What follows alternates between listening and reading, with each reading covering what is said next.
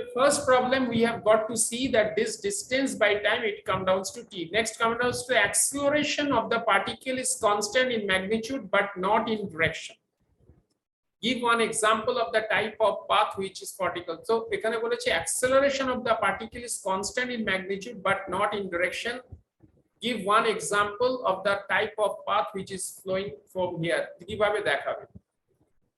তো তুমি তখন এভাবে বলতে পারো suppose this is y Axis this is x Axis বলেছে অ্যাক্সেলারেশনটা কনস্ট্যান্ট ইন ম্যাগনিটিউড মানে অ্যাক্সেলারেশনের ম্যাগনিটিউড চেঞ্জ হচ্ছে না অ্যাক্সেলারেশনের magnitude remains same but its direction is changing sir হতে পারে that means here it is mention the direction with which acceleration of the magnitude is constant in magnitude but not the direction is not the same that means direction is changing.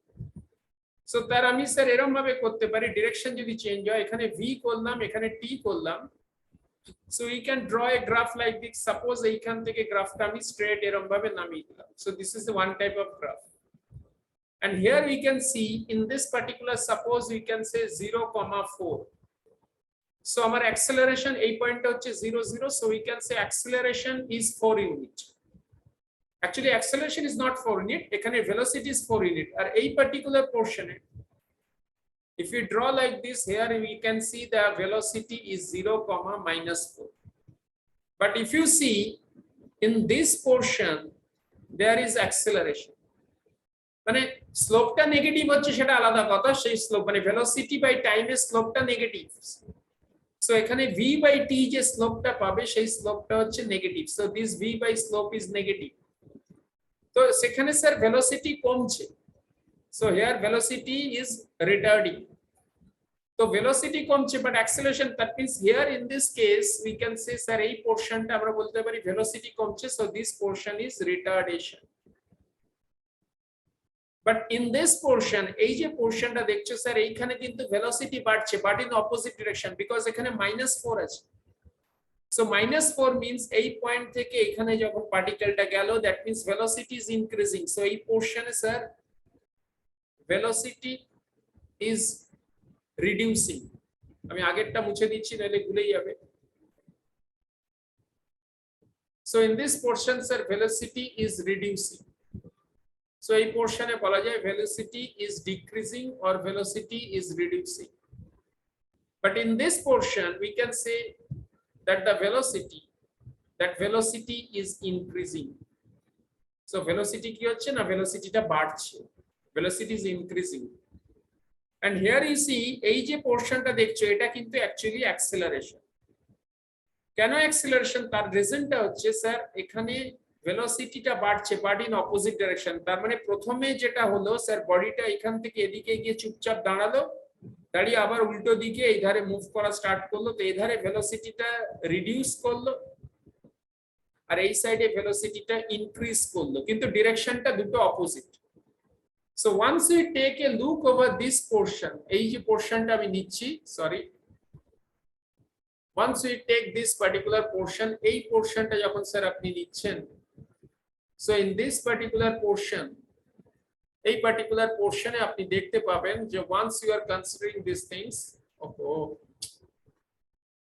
once you are considering these things তো আপনি দেখতে পাচ্ছেন এইখানে এই particular portion যেটা আছে সেখানে ভেলোসিটিটা রিডিউস করছে বাট আদার ওয়ে এই পার্টিকুলার পোরশনে we can see that velocity যেটা আছে সেই ভেলোসিটিটা কিন্তু ইনক্রিজ করছে this portion so this two portion is different here velocity is reducing so this is a retardation but here the velocity is increasing from this particular point to this particular point it is an acceleration because your velocity is increasing তো এই গ্রাফটাকে তুমি এইভাবে draw করতে পারো যে এরকম ভাবে draw করে এই পার্টিকুলার পয়েন্টে ভেলোসিটি এইখানে ভেলোসিটি এখানে তুমি লিখলে v0 ভেলোসিটি এখানে -v0 ভেলোসিটি গ্রাফটাকে তুমি স্ট্রেট নামিয়ে দিলে so this portion is retardation and this particular portion is acceleration but opposite direction মানে এখানে যে ডাইরেকশন হয়েছিল এর অপোজিট ডাইরেকশনে লোয়ার পোরশন হবে মানে আমি যদি এই পয়েন্টটা a বলি এই পয়েন্টটা b বলি এই পয়েন্টটা c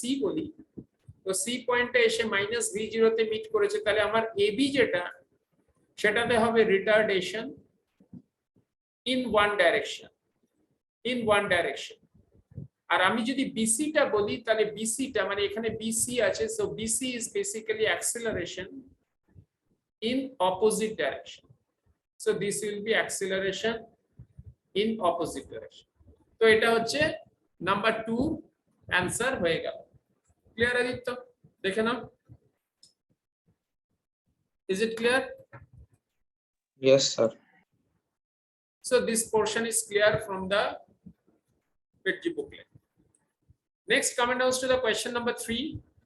Sir, what's the direction in which an object moves is given by the direction of velocity of an object and not by the direction of acceleration. Give an example to justify this statement. Can এটা হয়?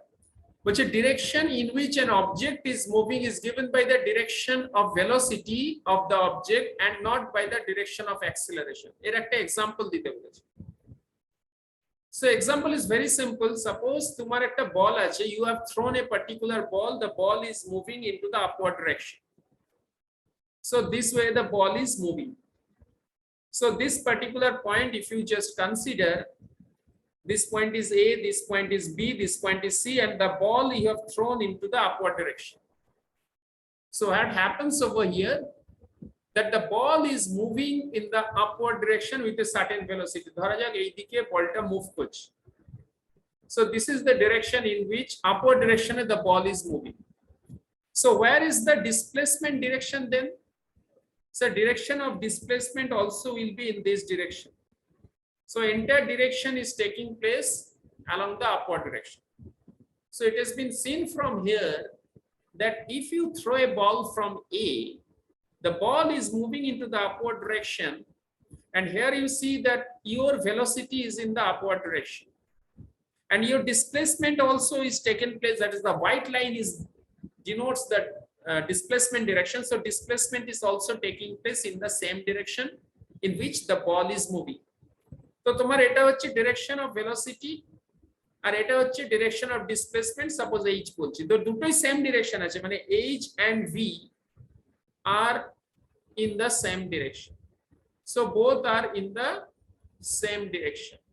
But if you just take a look over this, তুমি যদি ভালো করে দেখো, then you will find that in such situation, এই সিচুয়েশনে তুমি দেখতে পাবে যে তোমার যেটা অ্যাক্সিলারেশন আছে, সেই অ্যাক্সিলারেশনটা কিন্তু এই ডাইরেকশনে কাজ করছে। So this is the direction, কারণ g is acting vertically downward direction. So value of g যেটা সেটা পজিটিভ, এখানে উপরে যাচ্ছে বলে এটা g টাকে আমরা নেগেটিভ ধরি, কিন্তু actually g is acting vertically downwards. So if g is acting vertically downward direction, that means g is acting vertically downward, but ball you have thrown from the point A, it is moving to B, then C, that means ball is moving into the upward direction. তাহলে বলটার velocity হচ্ছে v, আস্তে আস্তে velocity কমছে, displacementটাও along the upward direction, but g is acting in the vertically downward direction. তো আমার displacement কোন ডাইরেকশনে হচ্ছে? স্যার যেদিকে ভেলোসিটি আছে उसी डायरेक्शन में डिस्प्लेसमेंट हो रहा है, जिसमें g काम कर रहा है वो ऑपोजिट डायरेक्शन में. So displacement of the particle be given by the direction of velocity and not by the direction of acceleration. ठीक है जी, क्लियर? आई तो क्लियर? Yes, sir. तो ये हो गया. This is the question number 3. Now move on to the question number, next question जो है वो एक बात देखिए. Question number 4. सर दोनों ग्राफ दिया हुआ है. सर इसी प्रॉब्लम में दोनों ग्राफ दिया हुआ है. This is y axis, this is x axis, this is time, and this is velocity. So they have given one particular graph, which actually they have given like this. মানে একটা graph এরকম দিয়েছে, that is the B graph, and another one is given, that is the A graph. So this is the A graph. So they have given two type of graph they have given. One is, this is the particle B and this is for particle A. Now what they have mentioned, that acceleration of object B এটা same direction এ যাচ্ছে দুটোই, so that is dash than the acceleration of B. So acceleration কোনটা হবে sir? So in this particular problem we see the slope is the acceleration. So we can get to see the slope is basically the acceleration in such type of scenario. So what exactly we can do from here? এখানে আমরা Sir. एक minute just a minute. Yeah, okay. Yes, sir. So now you can see that slope is the acceleration. So if slope is the acceleration, that means one particle have this slope and you can see another particle having this kind of slope. So first of all, what we see that if we elongate this line, chalo isko बढ़ा देते, and simultaneously if I elongate this line, इसको भी बढ़ा देते, तो किसका angle ज्यादा होता है? tan थीटा किसका ज्यादा होता है? सर इसी एंगल को देखिए, ये होगा एक एंगल, दूसरा एंगल होगा, दैट मींस tan थीटा जो आएगा, सपोज ये एंगल थीटा है, ये एंगल थीटा 1 है, सो tan थीटा किसका ग्राफ होगा? For B. तो ये tan थीटा क्या रिप्रेजेंट कर रहा है sir? tan theta means this is the height, this is the distance, that means velocity by time. That means y axis ये जो है, ये डिस्टेंस है वेलोसिटी का चेंज, और ये है दिस टाइम का चेंज, दैट इज टाइम का चेंज. सो ये ट्रायंगल अगर ले लो तो बेसिकली तुमको जो मिलेगा वो एक्सेलरेशन मिलेगा. किसका acceleration? That is acceleration of b. और tan ऑफ थीटा 1 अगर लोगे तो तुमको कौन सा मिलेगा? तुमको ये वाला मिलेगा sir. At that time we get to see this particular portion, माने ये पोर्शन का मिलेगा, दिस पोर्शन नीचे का. So in this case we can see this is for a, this is for a. तो ये भी एक सर्टेन वेलोसिटी होगा. सपोज दिस पॉइंट को इलोंगेट करो तो इस पॉइंट में आएगा, ये v1 होगा, तो वी कैन से v1 by t1. So that is basically the acceleration of A. Now we can get to see that tan theta का वैल्यू कौन सा होगा, because theta is greater than theta 1. Picture से पता चलता है ना, theta is greater than theta 1.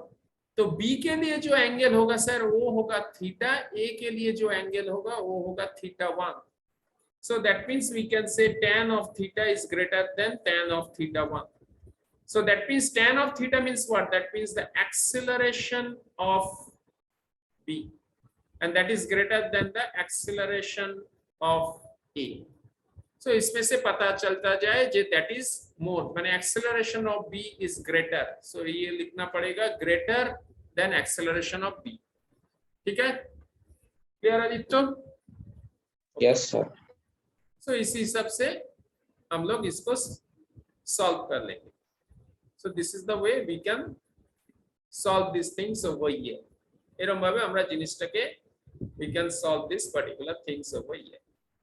Okay. Now we will move to the next problem. So let's see what is the problem number 5. What did it has mentioned? Problem number 5. Sir, problem number 5 বলছে 11 kg rock swings in a circle of radius 10 meter at a constant speed 7 meter. What is the centripetal acceleration? Sir, centripetal acceleration माने चलो मान लेते हैं ये एक rock है. So if this rock is moving like this, इसी हिसाब से rock move कर रहा है. So if this rock is moving like this, so in that case centripetal acceleration means what a force which is acting towards the center. माने O की तरफ जो फोर्स काम करेगा. So that means we can say that the centripetal acceleration, centripetal force का value क्या है sir? Fc. That is the centripetal force. इसको लिखते हैं m into v square by r.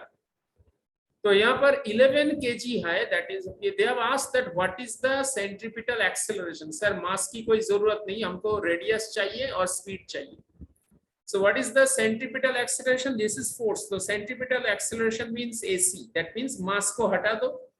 So it comes down to v square by r. तो v का मतलब है r है 10 मीटर और v का 7 मीटर पर second. So 7 into 7 divided by 10. So that is this meter per second square. That is the AC. That is called centripetal acceleration. So it comes down to 49 by 10 meter per second square. So that is the value of centripetal acceleration. ठीक है आदित्य, आराम समझ गया?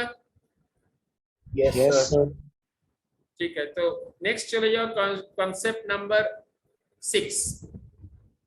6 number problem क्या बता रहा है? 6 number problem बता रहा है ball attached to the end of a horizontal cord is revolved in a circle of radius 2 metre at a constant speed 60 rpm. Determine magnitude of angular speed after 2 seconds, angular displacement after 1 minute. जहाँ बता दिया 1 revolution per second means 2 pi radian per second. That means ऐसे एक है. So इसमें situation में एक ball यहाँ पर है. So ball is attached at the end of a horizontal cord at a revolve coche in a circle of radius 2 meter. That means not in this way. Actually, you can draw it in a different manner. So suppose we can consider it is in a different form like this.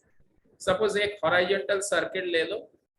So this is the horizontal circle, and where you can see is particular ball is present over here. तो 1 minute के बाद this is the position of the center. चलो मान लेते ये है position of the center. तो ball को घुमाया जा रहा है. That means this ball is rotating. So we can say this ball is rotating in this direction. तो इसी हिसाब से बॉल रोटेट कर रहा है. ठीक है.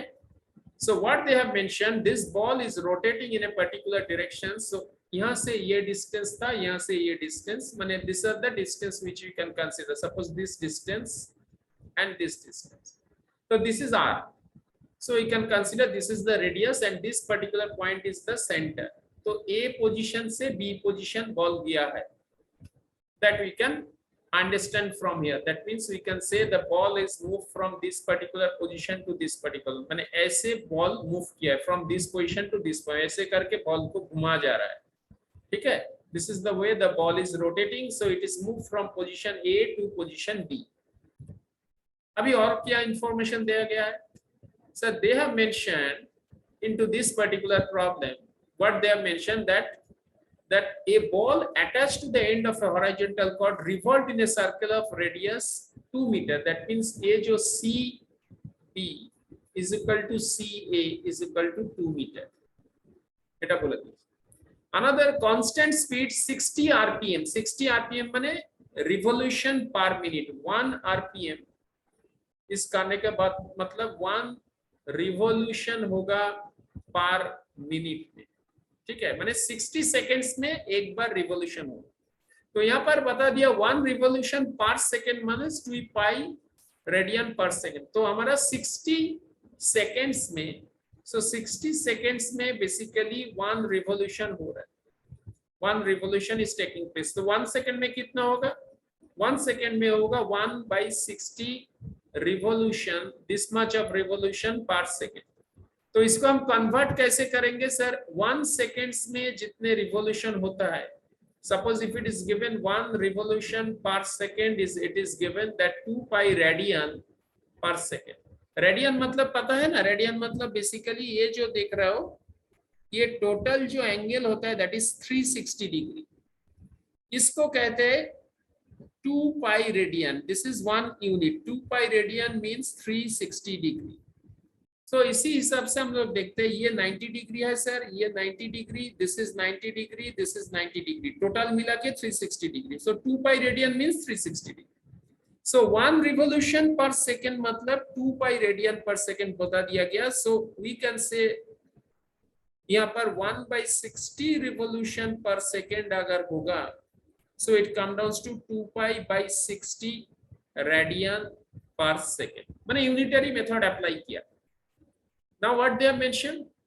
So determine the magnitude of angular speed. So angular speed का मतलब क्या है सर? Angular speed का मतलब है जे आपका टोटल जो रिवोल्यूशन हुआ है वो angular speed ऐसे करते से एक रिलेशन है that is ये है 2 पाई माने टोटल जो एंगल डिवाइडेड बाय टाइम जितने लगा है t से डिवाइड कीजिए ताले सर आपको मिलेगा ओमेगा. ये ओमेगा को कहते हैं एंगुलर वेलोसिटी. इसको कहते हैं angular velocity. So this is the way we can find it out. Sir यहाँ पर आपको इतना रिवोल्यूशन हो रहा है. सो रिवोल्यूशन मतलब ये जो है ना 1/t जो हम लिखते हैं ना 1/t मतलब है फ्रीक्वेंसी. दिस कहते हैं फ्रीक्वेंसी और t होता है टाइम. That means 1/60. ये जो 1/t जो लिखते हैं 1/t के मतलब actually used to write this is a frequency. That is called frequency. So whenever we are writing 1 by t, that means we are writing frequency over here. So 1 by 60 revolution means 2 by pi revolution, माने तो radian angle cover कर रहे पर second में.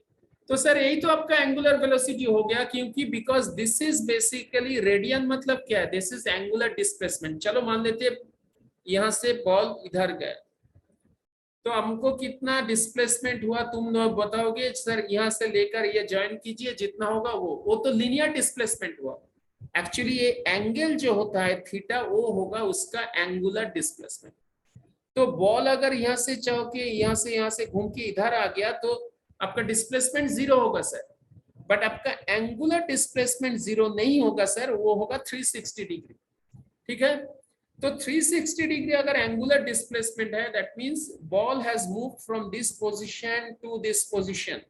सो आपका angular displacement होगा 360 degree, which is equal to 2 pi radian. तो ये 60 मिनट में कवर किया सर. सो 60 मिनट में if it is covered, that means 60 से डिवाइड करो, सो आपको ओमेगा मिल जाएगा. Omega means angular velocity. So this is angular displacement by time, है ना. So this portion इसको कहते हैं angular, this is called angular displacement. This is angular displacement and this is time. So if you divide angular displacement by time, you are going to get 2 pi by t, that is omega. So here t means 60, so we 2 pi by 60, this is basically your angular velocity. ये आ रहा है आपका first question, magnitude of angular speed. तो angular speed or angular velocity, whatever say, that is omega. लेकिन उन्होंने बताया after 2 seconds. Sir 1 second के बाद उसका ये वेलोसिटी आया, that is basically this one. That means बोले magnitude of angular speed after 2 second and angular displacement कितना होगा आफ्टर 1 मिनट. तो 1 मिनट के बाद एंगुलर डिस्प्लेसमेंट क्या होगा, और 1 मिनट के बाद मैग्नीट्यूड ऑफ एंगुलर स्पीड क्या होगा आफ्टर 2 सेकेंड्स. तो तुमको निकालना पड़ेगा. So this is one what exactly they have asked to find out. तो এটা ফিটজি প্রবলেম আছে, তো দেখে নাও. So how to solve this particular things, যে এটাকে তুমি কি করে বার করবে. So in that case এই যে 2 pi রেডিয়ান আছে, এটাকে ফার্স্ট দেখো this much of, because here we have seen that 1 by 60 revolutions নিচ্ছে per second. So per second it is taking, that means it is 2 into pi मतलब 22 by 7 होता है, and here it is 60. So 2 दिए को it come down to 30. So now you can see 1 second, after 1 second you can see this is basically this is coming, that means that this much radius per second, that is your angular velocity. But they have mentioned magnitude of angular speed, बताओ after 2 second, 2 second के बाद उसका angular speed कितना होगा, और वहां पर r भी दे दिया and rpm भी दे दिया. So what exactly we used to do, हम लोगों का एक रिलेशन होता है, जे अगर हम सर एंगुलर स्पीड की बात करें, सो इन दैट केस हमको अगर r पता है, सो वी कैन से दे कितना एंगल उन्होंने कवर किया वो होगा एंगुलर डिस्प्लेसमेंट, और कितना, तो एंगुलर डिस्प्लेसमेंट हमने कैसे निकालेंगे. ठीक है, तो एक्चुअली এই অঙ্কটা তোমাদের জন্য নয়, এটা একটুখানি একটু ডিফিকাল্ট আছে, তো এটা আমি পরে দেখাচ্ছি, কারণ এটা তোমরা এখন বুঝতে পারবে না. এইটুকু জেনে রাখো অ্যাটলিস্ট যতটুকু হলো এখান থেকেই অঙ্কটা হবে, বাট এটা তোমরা এখন দেখালে বুঝতে পারবে না. সো একটু হাই লেভেলের আছে এটা, আমি এটা পরে দেখাচ্ছি. Next come down to the problem number 7. এ দেখো athlete completes 1 round of a circular track radius 40 seconds. তো এরকম একটা রেডিয়াস আছে, এটা সেন্টার. সো এই কমপ্লিট করছে কত না, বেসিক্যালি বলেছে কমপ্লিট করছে রেডিয়াস 40 সেকেন্ডস আর, মানে এইটা হচ্ছে আর. সো ফ্রম এ থেকে বেরিয়ে আবার এই গোটাটা ঘুরে এখানে আসছে. So that times taken, that is time taken, that time is 40 seconds. আর ট্র্যাকটার রেডিয়াস হচ্ছে what will be its displacement at the end of 2 minutes 20 seconds. तो वो 2 pi r distance cover করছে, so 2 pi r covering in 40 seconds. Clear? Every 40 seconds, because 2 pi r is the circumference, so 2 pi r is covering in 40 seconds. এখানে বলেছে কত 2 minutes 20 seconds, that means 2 minutes plus 20 seconds, so that means it comes down to 120 plus 20 seconds, so it comes down to 140 seconds. তো এবার cover করছে, দেখো first time cover করলো, সেই first টাইমে ও এখান থেকে এলো 40 সেকেন্ডস, আবার একবার কভার করলো প্লাস ওয়ান টাইম, সো আবার 40 সেকেন্ডস, এগেন কভার করলো একবার আনাদার 40 সেকেন্ডস, মানে 120 সেকেন্ডস হয়ে গেছে। তো ওখানে এসছে বলছে athlete completes one round in radius R in 40 seconds, what will be the displacement, কত হলো স্যার? ডিসপ্লেসমেন্ট এখনো পর্যন্ত জিরো, মানে after 120 seconds, after 120 second his displacement is 0, এবার ওর ডিসপ্লেসমেন্টটা স্টার্ট হবে, সো 20 সেকেন্ডসে ও যেটা যাবে সেটাই হচ্ছে ওর ডিসপ্লেসমেন্ট। সো আমরা বলতে পারি স্যার 40 সেকেন্ডসে যদি 2 পাই আর যায়, তাহলে 1 সেকেন্ডে যাবে 2 পাই আর বাই 40 সেকেন্ডস, তো 20 সেকেন্ডসে it will cover 2 pi r by 40 into 20, so this is the answer. So এখান থেকে 2 দিয়ে কেটে দাও, that means pi r, so this much of মানে pi r এইটা হচ্ছে that is the displacement in 2 minute 20 seconds, because first 40 seconds it has just covered this one round, then again another round it has covered in 40 seconds, then third round it has covered in 40 seconds, total कितना हो गया sir? 120 seconds हो गया।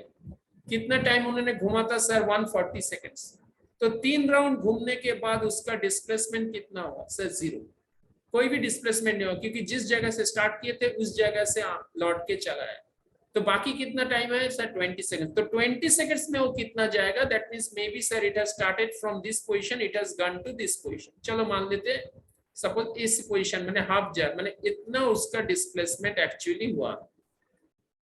So this we can find out by using these things, that 40 seconds में जा रहा है 2 pi r, 1 second में 2 pi r by 40, so 20 second में हो जाएगा sir 2 pi r by 40 into 20, so pi r displacement, clear है? तो पक्का? Yes, sir. This is the way we can find out this distance. तो ये है motion in a plane, মানে angular velocity just একটুখানি আমি দেখিয়ে দিলাম, then you can see this kind of problems, graph problems কিন্তু দেয়। So question number 9 দেখো, আচ্ছা টাওয়ারের অঙ্কটা তো বলছে from the top of a tower of height 80 meter, 2 stones are projected horizontally with 20 meter per second and 30 meter per second in opposite direction, find the distance between both the stone on reaching the ground. খুব ভালো অঙ্ক sir. This is a tower, from this tower you have thrown 2 stones horizontally in the 2 sides, that means एक stone को आपने इधर throw दिया और दूसरे स्टोन को आपने इधर थ्रो किया, तो पहले वाला जो स्टोन था ना सर, वो स्टोन आके चलो मान लेते यहाँ पर आके ऐसे ऐसे करके यहाँ गिरेगा, और दूसरे स्टोन जो है वो ऐसे ऐसे ऐसे करके यहाँ गिरेगा, सो दोनों जगह में दोनों स्टोन गिर गया है, सो इस पोजीशन ए ले लो, इस पोजीशन बी ले लो, और this building is C D. तो व्हाट दे हैव मेंशन, इसका वेलोसिटी सर 20 मीटर था, माने इस डायरेक्शन में जो, तो इसका वेलोसिटी था 20 मीटर पर सेकेंड, और इसका वेलोसिटी सर था 30 मीटर पर सेकेंड। खाली एक चीज याद रखना, इसको प्रोजेक्टाइल मोशन कहते हैं, तुम अभी तक प्रोजेक्टाइल मोशन समझ नहीं पाओगे, बट ओनली एक चीज याद रखना कि सर अगर इसको हॉरिजॉन्टली थ्रो किया गया, if it is throne horizontally, तो जी का एक्शन जो होगा सर वो होगा वर्टिकली डाउनवर्ड डायरेक्शन में, इसी डायरेक्शन में आपको जी काम कर रहा है, इसी डायरेक्शन में। तो जब थ्रो किया गया बॉल को, at that particular time जब अपने बॉल को थ्रो किए थे, so in that time you have thrown the ball in this direction, दोनों बॉल को आप इसी डायरेक्शन में थ्रो किए थे, तो उसमें से सर जी का असर नहीं पड़ेगा। इसलिए नहीं पड़ेगा क्योंकि ये हॉरिजॉन्टली अपने थ्रो किए थे दिस बॉल को, तो हमको जो करना है सर, ये जो आपको डिस्टेंस आप देख रहे हैं, माने ये यहाँ से यहाँ तक, तो बेसिकली क्या होगा, हम लोग देखेंगे टाइम कितना लग रहा है। सो इसी टाइम को हम निकालेंगे और इसी टाइम को हम निकालेंगे। सर यहाँ से यहाँ पढ़ने का टाइम दोनों में सेम लगेगा। That means sir from D to B इसका टाइम जो होगा फॉर सेकेंड बॉल, चलो मान लेते ये है सेकेंड बॉल और this is your first ball. तो sir from D to B for second ball, ये नीचे गिरने का जो टाइम लगेगा फ्रॉम डी टू बी और from D to C for second ball, ये टाइम सेम होगा। This time will be same, ये दोनों टाइम सेम होगा क्योंकि जी का कोई असर नहीं होगा। तो अगर बॉल को सर आप ड्रॉप कर देते, बॉल यहां से ड्रॉप करने के बाद यहां पढ़ने में जितना टाइम लगता, अगर बॉल को अपने सर हॉराइजॉन्टली थ्रो किया तो बॉल ऐसे जाके ऐसे पड़ेगा, और अगर बॉल को ड्रॉप कर देते तो बॉल यहाँ से गिर के यहाँ पड़ते, तो दोनों का टाइम सेम होगा। So now you can say this things for the second ball, और you can say for second ball आपका क्या होगा ना, ये हाइट जो है सर, ये हाइट बिल्डिंग का दे दिया 80 meter. So 80 is equal to you can side half into ji into T B square, माने T2 स्क्वायर। T2 मतलब second ball, this is for second ball. So इसका वैल्यू आएगा sir 80 into 2 divided by 10 is equal to T2 square. इसको काट दो sir, it come down to 16। So that means second ball का time लगेगा sir 4 second, नीचे गिरने में टाइम लगेगा 4 सेकेंड। दैट मीन्स 4 सेकेंड में वो हॉरिजॉन्टल कितना वेलोसिटी गया है वो मालूम कर लो। दैट मीन्स सर बीसी का जो वैल्यू होगा, सो बीसी का वैल्यू होगा माने हॉरिजॉन्टली फुट ऑफ दिस, माने फुट ऑफ द टावर से लेकर बी तक, माने सी से लेकर बी तक, सर जो वैल्यू होगा वो होगा 30 इंटू 4। सो ये होगा 120 मीटर। अभी बात करेंगे सर दूसरा बॉल जो फर्स्ट बॉल है। सो फॉर फर्स्ट बॉल क्या होगा सर, फर्स्ट बॉल के लिए हाइट सेम ही रहेगा, इसको लिखेंगे हाफ इंटू जी इंटू T1 स्क्वायर।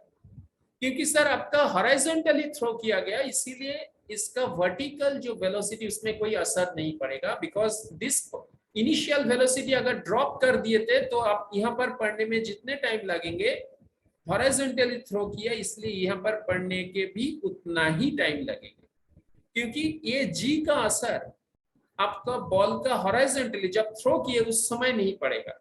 सो ये हॉरिजॉन्टल जो जा रहा है उसी के ऊपर जी का कोई असर नहीं पड़ेगा, at least whenever it was thrown, उसके बाद पड़ेगा सर जब, लेकिन at the time this direction, इसी डायरेक्शन में आपका इनिशियल वेलोसिटी इज 0, इसलिए हम लोग इसको ut के जगह में 0 रख दिया, ut नहीं लिखा, क्योंकि फिर आप formula h is equal to ut plus half gt square. लेकिन मैंने ut का जगह में 0 क्यों डाला, इसलिए खाली हाफ gt स्क्वायर लिया, इसलिए क्योंकि ut का वैल्यू 0 होगा, क्योंकि सर इनिशियल वेलोसिटी इस बॉल का था हॉरिजॉन्टली, उसका वर्टिकल कोई वेलोसिटी नहीं था, लेकिन जी काम कर रहे वर्टिकली, इसीलिए हमको u का वैल्यू 0 लेना पड़ा। So now in this case here we can see it come down to 80 into 2 by 10 and that is equal to T1 square। ये आ गया। So इसको काट दो।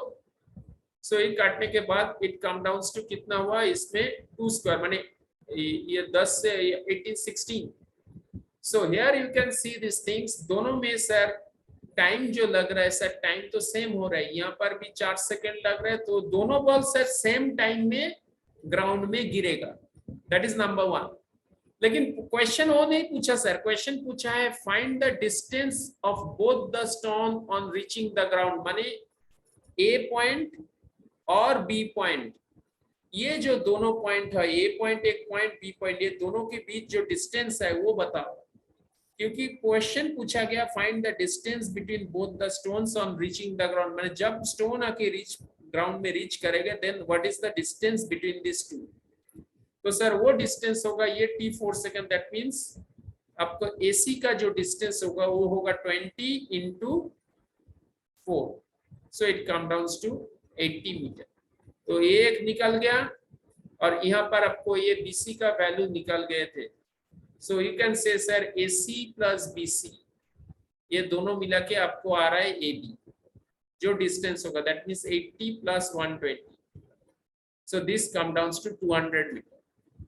तो that is the distance between the two balls. उन दोनों ने horizontally throw किया, दोनों बॉल हॉरिजॉन्टली ऐसे आके ऐसे गिरता है। सो ऐसे आके ऐसे गिरने के बाद ये दोनों जो पोर्शन का लिए जो गैप बने फ्रॉम दिस टू पोर्शन बने ग्राउंड में गिरने के बाद, सो दैट पर्टिकुलर पोर्शन, एक पॉइंट है A पॉइंट, दूसरा पॉइंट है B पॉइंट, तो A और B के बीच का जो डिस्टेंस होगा that will be 80 metre. That's a very good problem from FITGE। देख लो, that's an excellent problem from FITGE। देख लिया? कोई क्वेश्चन है तो? Yes, sir. कोई क्वेश्चन है तो बोलो। ठीक है, Yes, sir. तो रिकॉर्डिंग तो मिल ही जाएगा।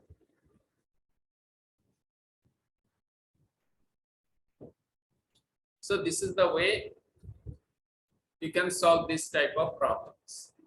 नेक्स्ट क्वेश्चन में देखो, मोशन ऑफ ए प्लेन में किस तरह का प्रॉब्लम सॉल्व किया गया है। So what are the type of problems it is solve in the motion of a plane. और कौन सा प्रॉब्लम देखो, question number 9। Sir question number 9 देखिए, यहाँ पर एक कार जा रहा है, मैंने यहाँ पर बोला है VT ग्राफ दे दिया है बच्चे, जे the acceleration of car A between 0 to 8 second. तो एक्सेलरेशन ऑफ कार निकालने के लिए सर 0 यहाँ पर है और 8 सेकेंड, मतलब इसी पॉइंट में आपका जो वेलोसिटी है वो वेलोसिटी आपको 80 दिखाई दे रहा है। So this is 80। तो इसका मतलब सर ये जो डिस्टेंस होगा वो होगा 80 और ये जो डिस्टेंस होगा, सो दिस डिस्टेंस होगा 8। तो हमको ये एंगल जो मिलेगा ना sir, that is tan theta. So tan theta आपको क्या दिखाई देगा ना, tan theta means basically acceleration of car AI। क्योंकि सर आपका देखिए 80 माइनस 0 है चेंज ऑफ वेलोसिटी, यहाँ पर 80 था, यहाँ पर 0 था, दैट मींस 80 माइनस 0 ये होगा आपका change of velocity. This is your change in velocity. और टाइम में चेंज होगा सर 8 माइनस 0, ये होगा आपका टाइम का change, that is 8 minus 0। So this will give you your change in time. तो आपको कितना आ गया सर, ये 80/8, so it come down to 10 metre पर सेकेंड स्क्वायर। सो ये हो गया आपका acceleration of car A. So first question solve हो गया। Second, acceleration of car B between 2 to 4 second. Sir 2 second से 4 सेकेंड के बीच, दैट मीन्स हमको जो करना है सर 2 से 4 सेकेंड के बीच कितना हुआ है वो निकालना पड़ेगा। So first we will see 2 second से 4 सेकेंड का मतलब सर ये 2 सेकेंड है, तो 4 सेकेंड मतलब सर इतना दूरी तक इतना टाइम खींचा है, ठीक है।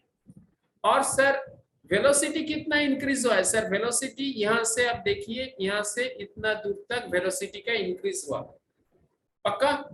तो इस पॉइंट में वेलोसिटी कितना था सर, 2 सेकेंड में वेलोसिटी कितना है सर, 2 सेकेंड में देखा जाए तो वेलोसिटी था 20, ये था 20। 4 सेकेंड में वेलोसिटी कितना है सर, 4 सेकेंड में डॉट डॉट कर दो, 4 सेकेंड में वेलोसिटी है सर 40।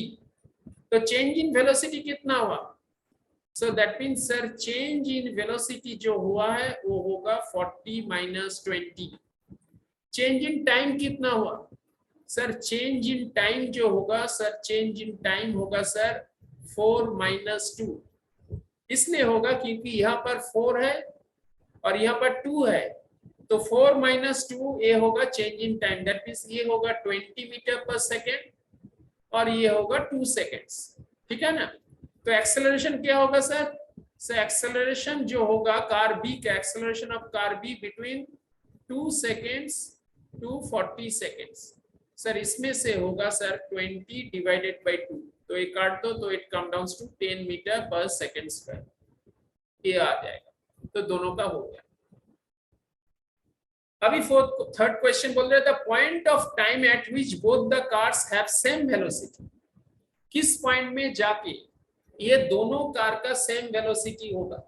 सर ग्राफ से आपको पता चल रहा है जे आपका देखिए जहां पर आपका इंटरसेक्शन हुआ है, सो बोलिए जे द पॉइंट्स मीन दोनों पॉइंट में होगा सर। एक पॉइंट कहां कहां होता है सर आप देख लीजिए, once you check it these things तो आपको पता चल जाएगा कि in which area both these car have the same velocity। Sir एक पॉइंट तो ये वाला पॉइंट है जहां पर इंटरसेक्शन हुआ है, दूसरा पॉइंट है ये वाला पॉइंट। सर ये दोनों पॉइंट आपको ध्यान से देखिए, एक पॉइंट है ये वाला पॉइंट जो 6 सेकंड के बाद दिखाई दे रहा है, क्योंकि दोनों कर्व इंटरसेक्ट कहां किया सर, इसी पॉइंट में किया है और इसी पॉइंट में किया है। तो दिस इज द पॉइंट और this are the points, both the car will have the same velocity. तो 2 सेकंड के बाद उसका 20 मीटर पर सेकंड जब है, और 6 सेकंड के बाद after 6 second the car both the car having the velocity 60 meter पर सेकंड। ठीक है ना। तो ये दो टाइम में तो द पॉइंट्स किसी time points of time, that means sir 2 point के बाद होगा, एक होगा 2 सेकंड के बाद और एक होगा 6 सेकंड के बाद। तो ये दोनों 2 seconds and after 6 seconds both the car having the same velocity। ठीक है, पक्का Aditya, clear? Yes, sir. Okay, so ये देख लेना। So now we have come to this particular question. तो ये हो गया। नेक्स्ट देखो प्रॉब्लम नंबर 4 माने which of the two cars ahead after 8 seconds by how much।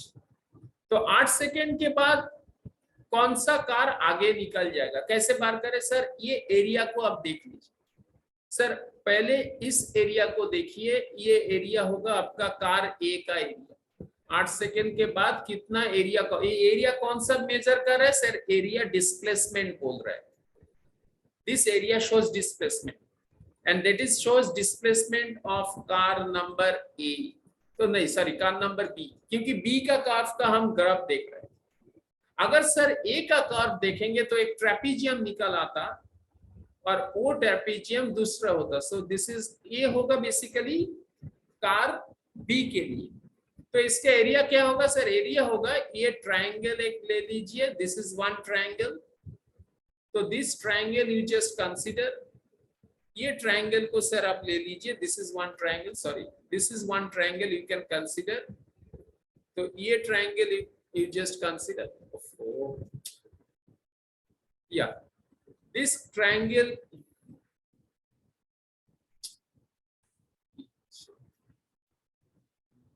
this one,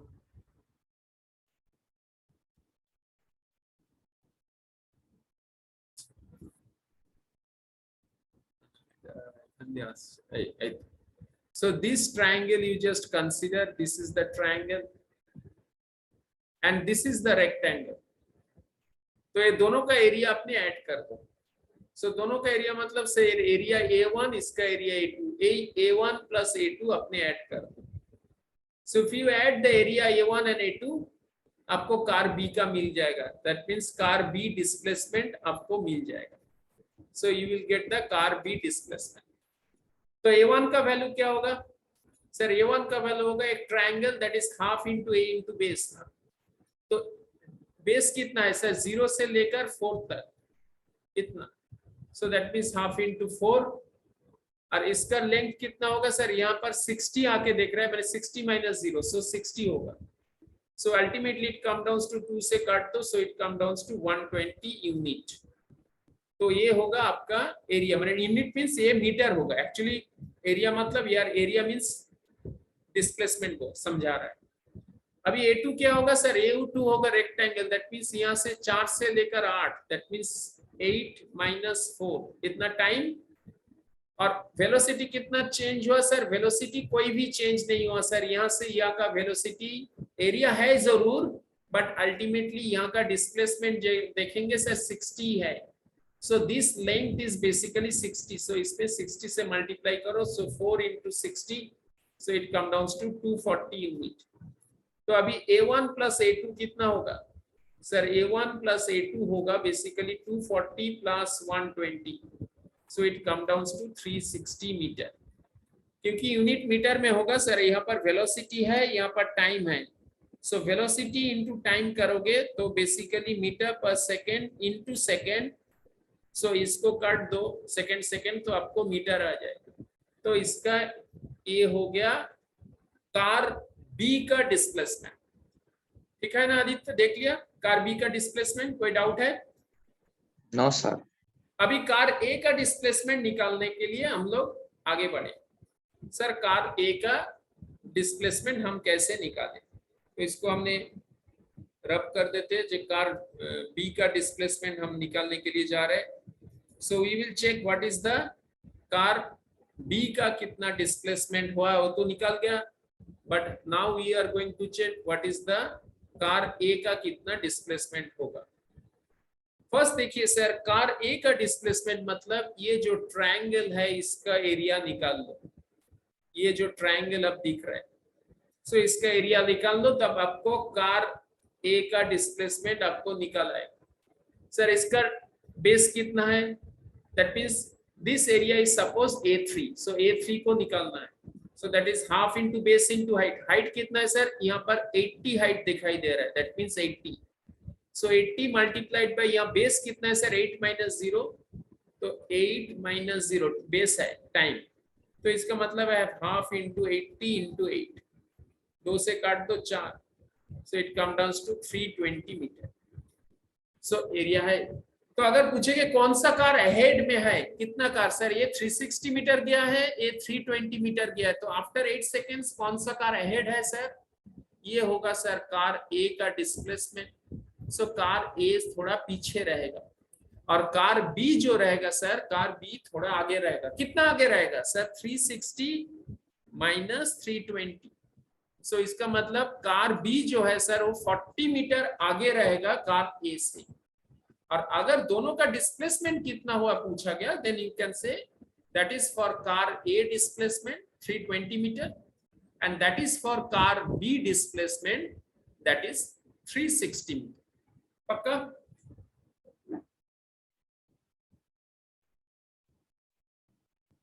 clear ना? Okay, yes sir. तो इसी हिसाब से इस तरीका का प्रॉब्लम को हम सॉल्व करेंगे। So this is the way we can solve such type of problem. এইভাবে আমরা এই ধরনের প্রবলেমগুলোকে সলভ করতে পারি। So this is the way we can solve this type of problem. তো এটা হয়ে গেল। So now next we will come downs to the next portion. এটা হয়ে গেল, মানে এই পেজের মোরাললেস সব প্রবলেম হয়ে গেল। আচ্ছা, next we will move to the next portion. এবার এই শীটটা। So now we will check what are the problems over here. এটাতে কি প্রবলেম আছে দেখা যাক।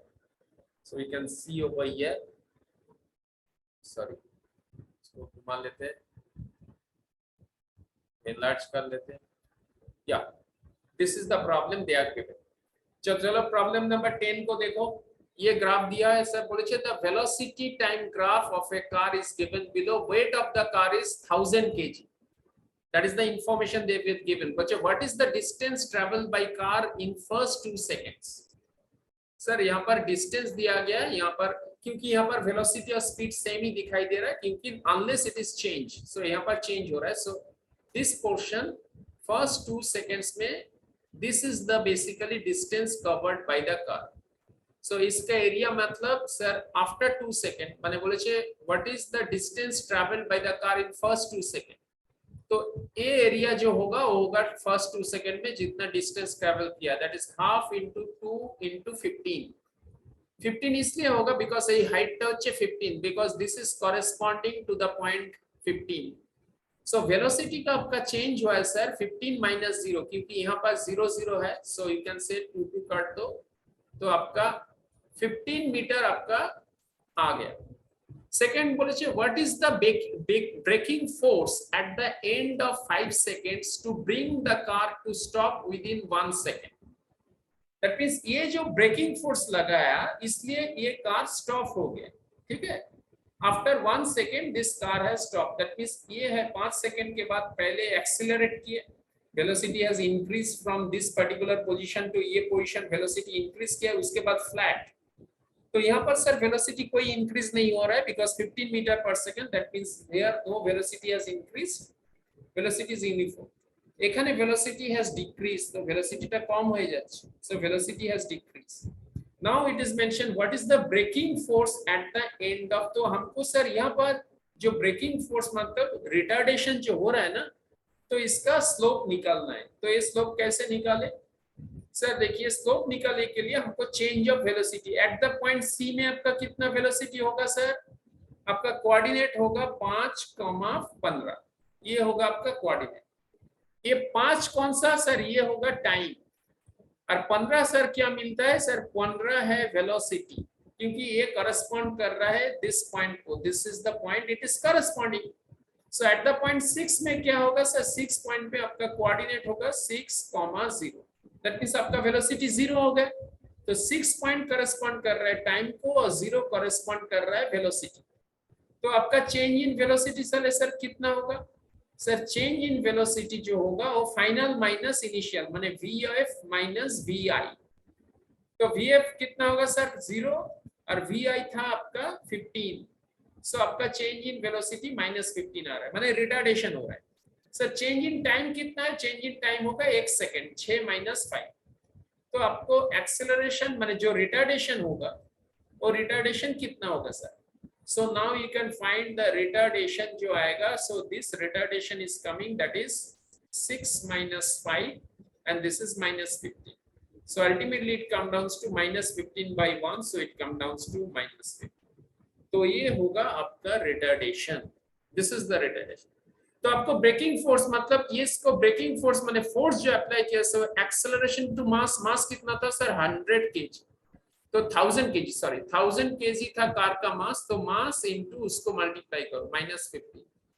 ये फोर्स माइनस आने से घबराने मत सर, फोर्स माइनस इसलिए आ रहा है क्योंकि ये ब्रेकिंग फोर्स है, क्योंकि कार अगर सर इस डायरेक्शन में जा रहा है तो फोर्स इसी डायरेक्शन में दे रहा है, सो फोर्स का डायरेक्शन इसी है, और कार जो जा रहा है तो car is moving into this, क्योंकि ये रिटार्ड कर रहा है इसलिए ये ब्रेकिंग फोर्स है।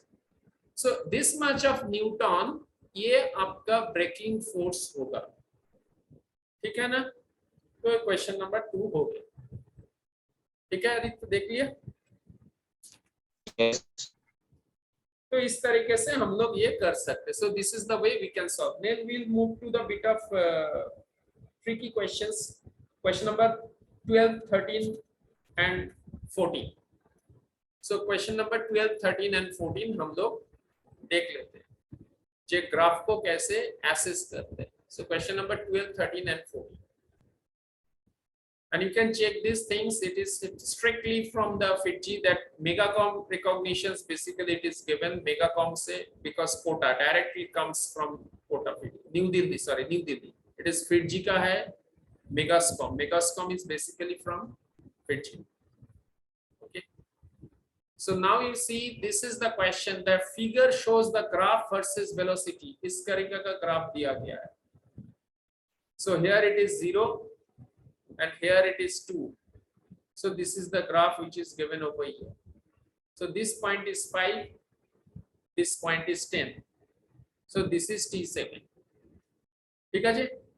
what they have mentioned, एक नंबर बोले छे find the acceleration, आपको acceleration कितना होगा, and वो भी बता गया है sir the distance travel in 0 to 10 seconds and displacement, तो distance travel 0 to 10 second में कितना हुआ, displacement in 0 to 10 second कितना हुआ, and they have find the acceleration कितना हुआ। एक्चुअली ये डिस्टेंस ट्रेवल एक बाय चांस मिस्टेक में आ गया, ये क्वेश्चन नहीं होना चाहिए, बिकॉज मेरे ख्याल से वो एक्सेलरेशन और ये दोनों ही होगा, क्योंकि अलग करके कुछ नहीं होगा। तो एक्चुअली ये डिस्प्लेसमेंट और एक्सेलरेशन पूछा गया आफ्टर 10 सेकंड, 10 सेकंड से बाद एक्सेलरेशन कितना होगा, तो 10 सेकेंड्स के बाद जितना सर एक्सेलरेशन होगा इसका वैल्यू है v। तो हम लोग क्या करते हैं सर, बेसिकली फर्स्ट एक्सेलरेशन पूछा गया, एक्सेलरेशन मतलब सर पहले देखिए सर, पहले इनिशियल वेलोसिटी जो था u, दैट इज 2 मीटर पर सेकेंड था, and that is t is equal to 0 second. जब इनिशियल वेलोसिटी 2 मीटर पर सेकेंड था, क्योंकि आपका ग्राफ यहाँ से स्टार्ट हुआ। सो ये 0 पॉइंट में आपका वेलोसिटी जो था दैट इज 2 मीटर पर second, because at the point 0 time your graph shows the velocity is 2 meter पर second. That means initial velocity जो u होता है वो 2 है, एंड आपका फाइनल वेलोसिटी जो दिखाई दे रहा है सर, फाइनल वेलोसिटी वो कम टू डाउन 6, अराउंड 6 आ रहा है।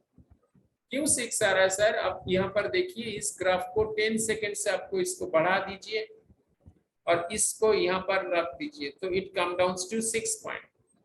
तो इसका कोऑर्डिनेट होगा सर 10,6। 10 जो होगा ये होगा आपका टाइम, और ये 6 जो होगा वो होगा आपका वेलोसिटी। तो मतलब 10 सेकेंड्स के बाद आपका वेलोसिटी 6 आ रहा है, पक्का ना Aditya? So v is equal to 6 meter पर सेकेंड आ रहा है, और वो भी 10 t is equal to 6 second के बाद। So now you can use this formula v is equal to u plus at, क्योंकि आपका स्लोप तो सर कांस्टेंट है, ये तो थीटा होगा तो tan थीटा स्लोप कांस्टेंट है। आपका हर पॉइंट में आपका स्लोप जो दिखाई दे रहा है वो तो स्लोप कांस्टेंट होगा। तो you can write down 6 minus 2, क्योंकि v का वैल्यू है 6 और u का जो वैल्यू है दैट इज 2 और t का वैल्यू है 10 सेकेंड, तो 10 बैठा तो आपको a मिल जाएगा। So a is equal to 4/10। So इसको काट दो, दैट इज 2/5 मीटर पर सेकेंड। सो आपको एक्सेलरेशन मिल गया। अभी क्वेश्चन किया गया है जे what is the displacement. Sir displacement मतलब ये कौन सा ग्राफ है सर? v और t का ग्राफ है। सो v का t का ग्राफ मतलब सर ये जो पोर्शन आएगा इंटर पोर्शन का अगर आपको डिस्प्लेसमेंट मिलेगा, क्योंकि we know that a is equal to vt। तो vt का ग्राफ जो होता है ना सर, vt का ग्राफ में आपको डिस्प्लेसमेंट मिलने वाला है। नाउ द क्वेश्चन इज ये डिस्प्लेसमेंट तो कैसे? पहले सर आपको ये रेक्टेंगल जो है, ये रेक्टेंगल का जो एरिया है ये निकाल लीजिए, that is the this area. तो एक एरिया होगा, so this area is a1। उसके बाद सर ऊपर का जो ट्रायंगल है ना उसका एरिया आप निकाल लो, that means this is the triangle. तो उसी ट्रायंगल का एरिया निकाल दो। चलो मान लेते उस ट्रायंगल का एरिया होगा, for example we just consider this is something a2। तो आपका आंसर होगा सर a1 प्लस a। तो a1 का वैल्यू कितना होगा सर? यहाँ पर देखिए 10 है, यहाँ पर 2 है, दैट मींस फर्स्ट पोर्शन होगा इसका वैल्यू होगा ut। सो ut मतलब सर 10 माइनस 0, u का वैल्यू टाइम कितना होगा सर? 10 माइनस 0 होगा माने 10, और u का वैल्यू होगा 2 माइनस 0 माने 2। सो इसमें से आपको पता चलता है इसका वैल्यू होगा 20। अभी आ रहा है सर a2 का। a2 का मतलब सर ये पोर्शन जो है that is v2 minus v1, ये डिस्टेंस। तो ये डिस्टेंस आएगा सर 6 माइनस 2, सो 6 माइनस 2 आएगा। तो half into height into base, base कितना होगा सर? 10 माइनस 0 होगा, क्योंकि इस पॉइंट से लेकर इस पॉइंट तक ये जो डिस्टेंस है, सो ये डिस्टेंस होगा सर 10, क्योंकि यहाँ से इस डिस्टेंस भी 10 ही है। तो आप यहाँ से 10 से मल्टीप्लाई करो, तो आप इसे काट दो 5, so it comes down to 5 into 4, so ultimately it becomes 20, so total value it comes down to 40। so आपको a1 मिल गया, a2 भी मिल गया, so basically this is 40 and this is 20, 20 plus 20 it comes down to 40। so whatever your the question is what is the displacement, so displacement होगा 40 metre, ये होगा आपका displacement. समझ गया? तो देख लो अच्छी Yes, तरह से प्रॉब्लम को देख लो, जो कैसे हम लोग पिकअप कर रहे हैं फिट जी का स्टैंडर्ड प्रॉब्लम्स, तो इसको हमने कैसे पिकअप करते हैं।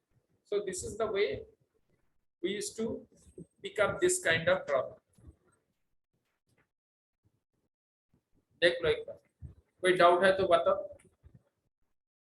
ठीक है ना? सो इसके बाद नेक्स्ट क्वेश्चन में मूव करते हैं। So let's see what is the problem number 13। हम देखते हैं what is the problem number 13। problem number 13 में क्या दिया गया। So let's see what exactly the problem number 13 is। So first इसको आप करने में थोड़ा टाइम लगेगा because we have used two kind of software over here। So थोड़ा okay, so let's move to the problem number 13. Sir, problem number 13 बताया जे a window is 50 centimeter long, a stone is falling from a height 40 centimeter above the window, it crosses the window in how many seconds? तो basically वो जो बोल रहा है तो window का height दे दिया गया, सपोज एक विंडो है दैट इज ये विंडो था, तो इसका हाइट जो है दैट इज 50 सेंटीमीटर लॉन्ग। तो if this window is 50 centimetre long, तो एक बॉल ड्रॉप किया गया, that means the ball is falling from here, तो ये ऐसे ऐसे करके बॉल पड़ रहा है। So this is the way ball is falling. Now it is seen here the point A and B, A है, बी को पॉइंट को क्रॉस करके निकल जा रहा है, that means at the point U A जो होगा दैट इज जीरो होगा, यानी velocity at the point A में जीरो होगा। तो हमको पहले निकालना है जे बोले छे what is the time it will take. So आपका 50 सेंटीमीटर लॉन्ग है, so we can say you can use this formula, that is h is equal to ut plus half gt square. So this formula we can use over here. Now in this case h का value है sir 50, so we can prove that is the height of the window, that is this is the height of the window. u का value होगा 0, इस side से fall कर रहा है, it is drop, so this is 0 into t into half into g का value 10 होगा और t square. So now you can get to know that is 50 into 2 divided by 10 is equal to t square. So आपको कम रहा है t is equal to root over 10 seconds. So that means वो जो ball को drop किया गया, so that ball will cover this window, ये window को कवर करने के लिए बॉल को जो टाइम लगेगा that is t is equal to this much. ये होगा उसका सॉल्यूशन। इसी हिसाब से हम लोग उसको बनाना, ठीक है? ये तो क्लियर है ना? Yes, sir. So this is the way we can find out these things. Now you can see these things. A ball is thrown from a height h and another from 2h. What is the ratio of time taken by two balls to reach the ground? It is very easy problem. Problem number 14. एक h height से drop किया है, उसके लिए हम लोग लिखेंगे half into जी t1 square, तो उसका लिए t1 होगा, this is that is the value of t1, equation number 1। दूसरा बॉल को 2h से ड्रॉप किया, so 2h is equal to drop, मतलब सर यहाँ पर इनिशियल वेलोसिटी भी 0 होगा और यहाँ पर भी इनिशियल वेलोसिटी 0 होगा, so it come down to 2h is equal to half into ji into t2 square. तो इस बॉल के लिए जो टाइम लगेगा सर वो होगा 4h by g is equal to t2. So that is our equation number 2. तो पहले बॉल जो था सर वो ड्रॉप किया गया h हाइट से, उसके लिए t1 लगता है, तो इसका भी u 0 होगा इसका, क्योंकि दोनों को ड्रॉप किया है सर, ड्रॉप मतलब इनिशियल वेलोसिटी 0 होगा, तो कोई फोर्स तो लगा नहीं ना, only drop it. So both the cases initial velocity is 0, इसलिए ut plus half gt square में ut का वैल्यू 0 हो जाता है। इस पर भी ut हमने 0 पकड़ा क्योंकि initial velocity will be 0 because this ball also dropped from the height to h. Only difference दोनों height difference है। So now it is taken that दोनों यहाँ पर बताया गया जो ये दोनों का रेशियो कितना होगा, that is 1 divided by 2 कर दो, so आपको आ जाएगा basically t1 by t2। तो t1 का होगा root over 2h by g और t2 का होगा root over 4h by g। तो g काट दो, h काट दो, सो ये पर आ जाता है root over 2 by root over 4, so मतलब रूट 2 by 2, इसको काट दो, आपको आ जाएगा 1 by 2। So this is the answer which you will get from here. पक्का देख लो, ठीक है ना?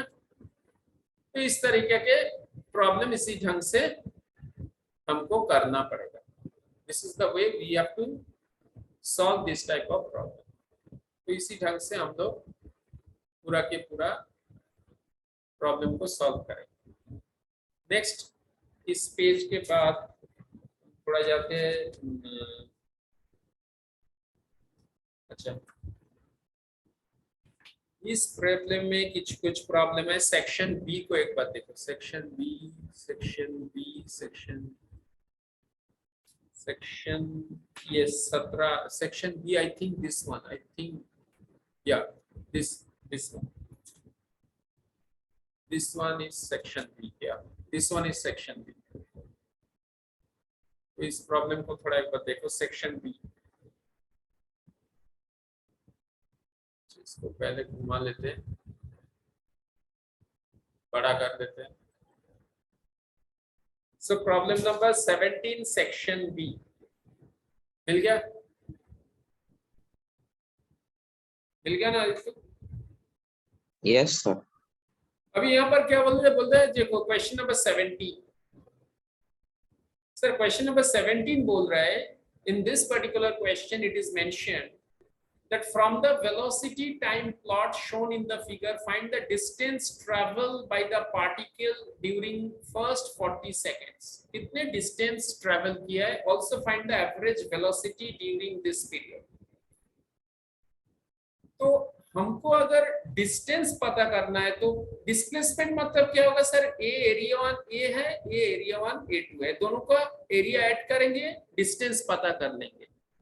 सर जो नीचे का पोर्शन है ना, वो तभी काम आएगा एरिया का जो हम वेलोसिटी की बात करेंगे। जैसे सर अगर ऊपर का एरिया, दैट मींस ये एरिया जो दिखाई दे रहा है आपको, सो ये एरिया जो ग्रीन ब्लू कलर का एरिया है, सो इसी एरिया, ये आपका ऊपर का एरिया है, और लोअर का एरिया जो होगा, ये रेड कलर पोर्शन का एरिया, वो लोअर का एरिया होगा। सो हम क्या करेंगे in this situation, sir normally what exactly we used to do, sir this area is A2, this area is A1। So once they ask for the distance, so in that case we will just add on this two, इसको add कर दें। और अगर बोलेंगे sir displacement, so displacement में sir velocity का direction को consider करना पड़ेगा, then we will say A1 minus A2। अर्थात बिलो द एक्स एक्सिस जो कुछ होगा, अगर डिस्प्लेसमेंट की बात होगी सर तो वो माइनस कर देंगे, बट अगर डिस्टेंस की बात होगी, वो चाहे अबव एक्स एक्सिस हो क्या बिलो एक्स एक्सिस हो, वो दोनों को ऐड कर देंगे। क्योंकि distance is basically scalar quantity, उसमें से सर डायरेक्शन का कोई मतलब ही नहीं रहता। सो हम लोग इसका एरिया निकालते हैं। सर A1 का एरिया होगा half into base into height, तो बेस कितना है सर, यहाँ से ये डिस्टेंस 20 है, तो हम लिखेंगे 20, और यहाँ के जो इस डिस्टेंस दिखाई दे रहा है सर, ये डिस्टेंस है 5, तो इसको 5 लिखेंगे सर, इसको काट दो, then so it come down to 50।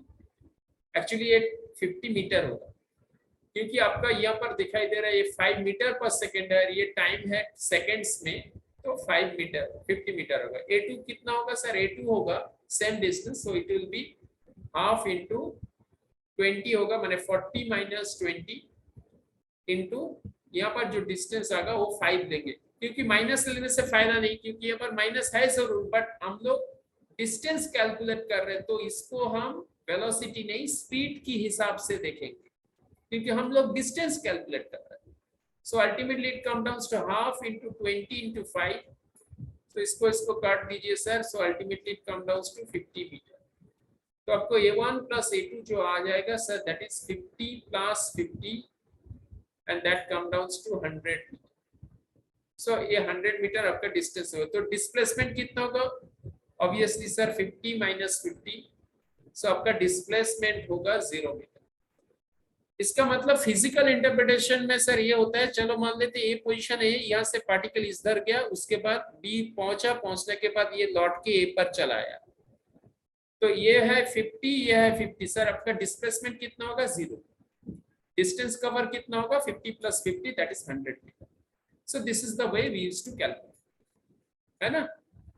Okay, अभी अच्छा एक बात और बताया था क्वेश्चन नंबर 17 में, जो एवरेज वेलोसिटी कितना होगा, ये होगा सर एवरेज वेलोसिटी का जो फॉर्मूला है मैंने v ऑफ एवरेज, सो वो होगा सर वेलोसिटी बताया, दैट मींस टोटल डिस्प्लेसमेंट ये होगा, and that is divided by total time.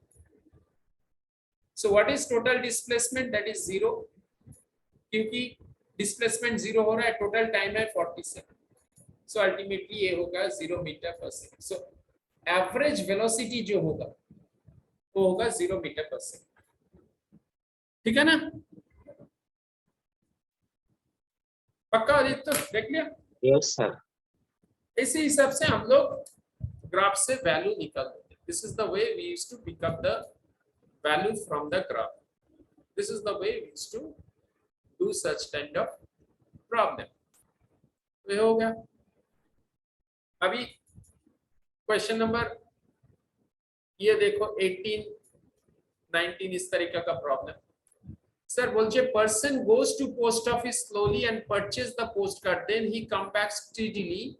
Draw the velocity, time and displacement time graph for the person. Post office में गया है, slowly postcard purchase किया है, then he come back steadily. steadily माने uniform velocity, मैंने steadily उन्होंने back किया. So draw the velocity time graph. आपको कैसे होगा? So a person goes to post office slowly, purchase postcard और then come back steadily. Steadily purchase करके उन्होंने लौट के आया सर. सो उसका ग्राफ कैसा बनना चाहिए? So that is the questions they have asked. That is question number 18. So question number 18 का ग्राफ हमको बनाना चाहिए. So how the question number graph will be look like? तो पहले हमने यहाँ पर सर V का यहाँ पर ग्राफ ले लेते, V है और यहाँ सेक्शन में T लगा लेते. ठीक है? So first thing what that is mentioned in this problem number 18. Sir पर ये पोस्ट ऑफिस स्लोली गया है, मर्चेंट पोस्ट ऑफिस में परचेस किया, उसके बाद पोस्ट ऑफिस पर स्टेडीली मतलब सर यूनिफॉर्म वेलोसिटी होगा. यहाँ पर भी स्लोली आहिस्ता आहिस्ता गया, मतलब यूनिफॉर्म वेलोसिटी में गया. दैट मींस चलो मान लेते इसका अगर ग्राफ बनाएंगे इस इंसिडेंट का, तो हाउ इट लुक लाइक. तो इसका ग्राफ ऐसे होगा सर. पहले ये पोस्ट ऑफिस तक गया है, तो इसमें जाने से सर्टेन टाइम लगा है. उसके बाद ये टाइम एक्सिस में ये नीचे तरफ जाएगा, क्योंकि इस टाइम में ये नीचे आएगा. And after that again he has come back to the residence. वो रेसिडेंस तक लौट के आया. दैट मींस यहाँ पर ऐसे करके गया, रेसिडेंस तक लौट के आया एंड हिज वेलोसिटी बिकम्स 0 ऐसे. सो बेसिकली क्यों ऐसा ग्राफ होगा हम बता रहे हैं सर. अगर देखें तो सर इसका जो एरिया होगा ये डिस्प्लेसमेंट होगा, एंड दैट इज एरिया. ये जो एरिया होगा ना सर, इसका एरिया अगर A1 है, and if you consider this particular portion sir, इसका अगर एरिया आप देखें तो इसका एरिया जो बनेगा वो एरिया होगा आपका A2. तो ये A1 एरिया जो होगा ना सर, इस बेसिकली आपका वेलोसिटी रिप्रेजेंट कर रहा है. चलो इस पॉइंट में आपका वेलोसिटी V0 था, यहाँ पर माइनस V0. So A1 जो V0 मैंने वेलोसिटी एरिया है, that is the area denotes, this area denotes the displacement of the person. This denotes the displacement of the person. ये person का displacement बोल रहा है sir, while moving to post office, while moving to post office. That means वो person जब post office की तरफ जा रहा है, उसका जो एरिया कवर होगा, माने आई मीन ये मैथमेटिकल इंटरप्रिटेशन से ये आ रहा है दैट दिस पर्टिकुलर जो एरिया दिखाई दे रहा है आपको, this area is saying the displacement of the particle. That means sir यहाँ पर पोस्ट ऑफिस है, ये घर था, और मैंने एक्चुअली घर ऐसे दिखाई नहीं जाता क्योंकि ये तो वेलोसिटी टाइम का है. मैंने बोल रहे हैं हम जे सर यहाँ पर ए पॉइंट से चलो ये आपका घर है, ये पोस्ट ऑफिस है. So this area basically A1 से हम लोग ये डिस्प्लेसमेंट हम बता सकते हैं. एंड फ्रॉम P पॉइंट से आप यहाँ पर लटाए, that is the A2.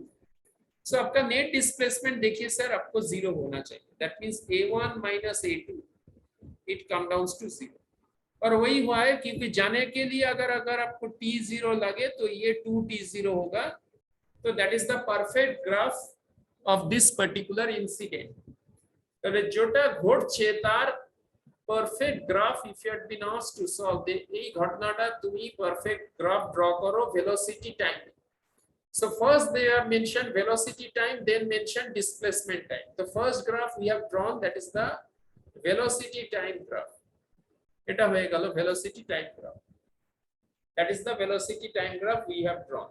First, this is the velocity time graph. Next বলেছে কারণ ডিসপ্লেসমেন্ট তোমার জিরো হবে, ওই লোকটা গেছে গিয়ে আবার পোস্ট অফিসে ব্যাক থেকে ব্যাক করে বাড়ি চলে এসেছে, so entire displacement is zero. This is a1 area, this is a2 area. If you subtract, दोनों एरिया सेम है, so if you subtract these two it comes down to zero. So this is the velocity time graph. এবার আসছে velocity, এবার নেক্সটটা বলেছে velocity time এর পর displacement time graph. सो एक साइड में डिस्प्लेसमेंट लोगे, इस साइड में टाइम लोगे. So this is the displacement. Along y-axis you have considered the displacement. So first sir, displacement is the time বেড়েছে, আপনার displacement বেড়েছে, and then time কমেছে, আপনার displacement কমেছে. আপনার velocity স্যার ইউনিফর্ম ছিল. So velocity প্রথমে আপনার ইউনিফর্ম আছে, তারপরে velocity কি হয়েছে না আস্তে আস্তে গিয়ে লোকটা দাঁড়িয়ে পড়েছে, একটা সার্টেন টাইমে গিয়ে velocity জিরো হয়েছে, and after that ওই লোকটা নেমে গেছে. তাহলে এটা গ্রাফটা কি রকম হবে স্যার? इस graph will be look like this, ऐसे करके ऐसे जाएंगे, उसके बाद ये dot dot dot dot dot dot ऐसा होंगे. तो यहाँ पर सर आपका वेलोसिटी जब जीरो हो जाएगा, देन फ्रॉम जीरो लेवल से उन्होंने बैक स्टार्ट किया, माने again he has started his journey. तो आपका यहाँ पर यूनिफॉर्म वेलोसिटी का ग्राफ ऐसे बनता है. So velocity has reached to this point. तो उसके बाद सर वेलोसिटी आपको जीरो दिखाना चाहिए. तो जीरो कैसे होगा? If you want to make it zero, so how you will do it? Sir first thing देखिए, आपका ये एंगल थीटा हो, तो इसका मतलब आपका वेलोसिटी का जो slope, velocity is constant. Why it is constant? Because the slope is constant. Because आपका ये जो डिस्टेंस है और ये जो है, this is tan theta. So tan theta is basically constant over here, because every point on this, a প্রত্যেকটা যে পয়েন্ট আছে, every point the velocity is constant. So that's why you can say this is the displacement versus time curve. এটা হচ্ছে post office तक गया है. So displacement इतना हुआ है, इसको अभी जीरो करना है. अभी इसे जीरो जब करेंगे तो ग्राफ को कैसे नमाएंगे? ग्राफ को ऐसे नमाना चाहिए, क्योंकि ऐसे नमाने से सर आपका क्या होगा, आपका वेलोसिटी कांस्टेंट ही रहेगा, क्योंकि यहाँ पर भी स्लोप कांस्टेंट है. क्योंकि इफ यू टेक, हर जगह में आपका स्लोप कांस्टेंट आ रहा है, because if you see this is the way, हर जगह में आपका थीटा हो रहा है.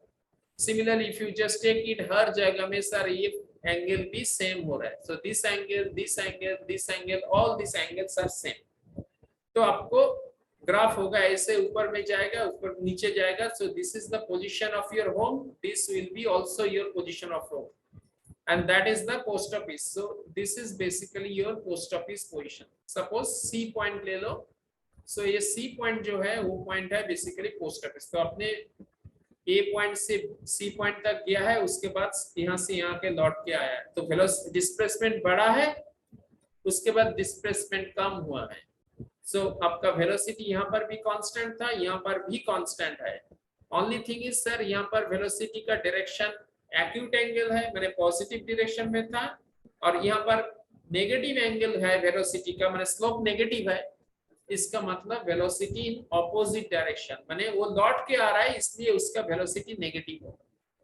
So that is the way you can draw this particular graph. ठीक है, ये दोनों ग्राफ को माने अच्छी तरह से क्वेश्चन नंबर 18 को पहचान लो, एक इंसिडेंट को in the form of graph, how we can represent. हाँ देख लो, कोई क्वेश्चन है तो बोलो. क्लियर है तो? Yes sir.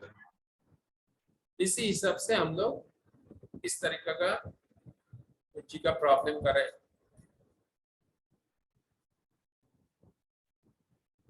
Now we can rub it.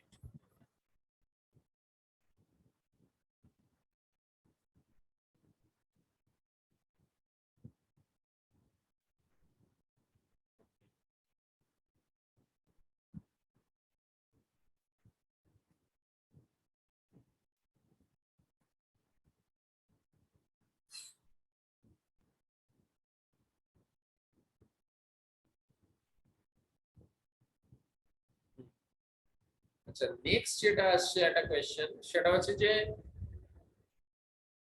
Suppose 23 and 24 which a cannon fires a shell with a speed of 84 meter per second. When the cannon is inclined 45 degree with the horizontal distance covered, it is observed 630 meter. What is the percentage decrease in the horizontal distance observed due to air resistance? মারাত্মক, because this is a cannon which is placed like this, तो ये 45 degree angle करके बैठा हुआ है. It fires a shell, that means it has fired a shell, तो shell ऐसे जाएगा,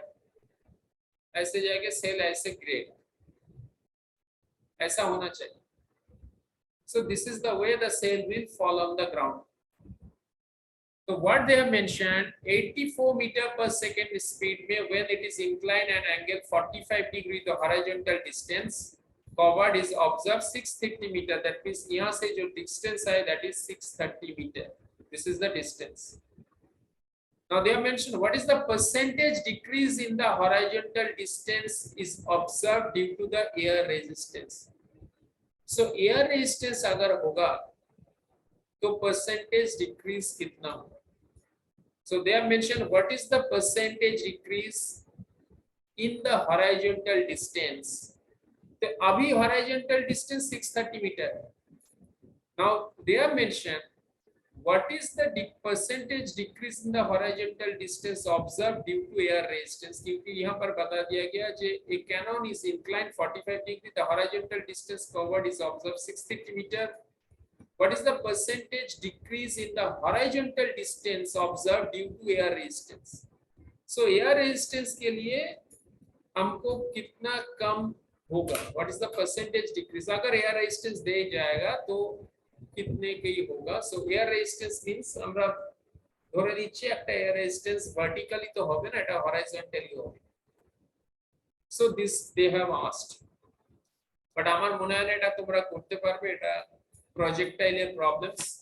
So I don't think that projectile in your syllabus because this is in class 11 syllabus. যদিও foundation course এ ফিজিওটা করিয়ে দেয়, but at least this I don't think that you people will able to solve these things because এটা air resistance এর ফান্ডাটা আমরা করাতে পারবো না এখন because আমাদের এটা জানা নেই. Question number 23. Because this is from section B, question number 23. Yeah, how much decrease you can see? Cannon fire a shell with a speed of 84 meter per second. When the cannon is inclined at 45 degree, the horizontal distance তখন কতটা হবে? মানে আমার যদি ক্যাননটা এখানে থাকে তাহলে 63 metre যাবে, মানে ফার্স্ট কেসে এরকম হবে. সো আমি তাও বলে দিচ্ছি জিনিসটা কি, ওরা এই এসটা বার করতে বলেছে. This is the S metre. আর ফার্স্টে যখন ক্যাননটা ছোড়া হয়েছে, so at that time this cannon is thrown horizontally, তাহলে এই গোলাটা কি এখানে পড়েছে. So in that particular position, this is the position of cannon, this is the position of the where that bomb has fallen, and this is the position of cannon, this is the position. This is 630 meter when it is thrown horizontal. So এখানে u যেটা আছে, so that particular value of u initially it was given 84 meter per second. So h is 84 meter per second, that is the u meter per second. So initial value is same both the cases. Here also u is 84 meter per second. But what they have mentioned, because of this air resistance, what is the time it will be taken? So এটা জানতে গেলে, এটা করতে গেলে তোমাদের একটু projectile জানতে হবে. So projectile তোমাদের শেখানো হয়নি, so that's why এটা তোমাদের পক্ষে একটু বার করা ডিফিকাল্ট হয়ে যাবে. মানে কম্পোনেন্ট অফ ফোর্স একটা ফান্ডা আছে সেটা জানতে হবে. So that I don't think you people know, কারণ ফার্স্ট এটার ক্ষেত্রে টাইম বের করা যাবে 630 মিটার গেছে. সো ওরা যেটা বার করতে বলেছে কতটা এই সাইডে টাইম চেঞ্জ, মানে what is the percentage decrease in the horizontal distance observed due to air resistance. তো স্পিড সেম আছে, ফার্স্টে যদি 630 হয় তাহলে আমার কি করতে হয় না, এই সাইডে এই ফোর্সটার কম্পোনেন্ট নিয়ে নিতে হবে. তো তোমরা এখন কম্পোনেন্টটা বুঝতে পারবে না, সো সেই জন্য এটা দেখিয়ে খুব একটা লাভ নেই, কারণ তোমার ফার্স্ট দিকে ভেলোসিটি এই দিকে ছিল, তো তো আমাকে এটার হরাইজন্টাল কম্পোনেন্টে যে ভেলোসিটি হবে that we have to find, so that velocity actually এটা হবে ইউ বলে এটা হয়ে যাবে ইউ cos of 45, মানে দিস অ্যাঙ্গেল ইজ 45। তো এরকম ভাবে কম্পোনেন্টের ভেলোসিটিটাকে ডিভাইড করা, তো এটা হচ্ছে নিয়ম যে এইভাবে আমরা এটাকে ডিভাইড করতে পারি, মানে this is the way. So ওরা বার করতে বলেছে এস টা কত, সো এই টাইমটা এখান থেকে গেলে ম্যাক্সিমাম যে টাইমটা লাগবে সেই টাইমটা বার করা যায়, but this is projectile some, এই জন্য আমি এটা দেখাচ্ছি। This is purely based on projectile, এটা তোমরা এখন বুঝতে পারবে না, so that's why I am not showing this thing to you.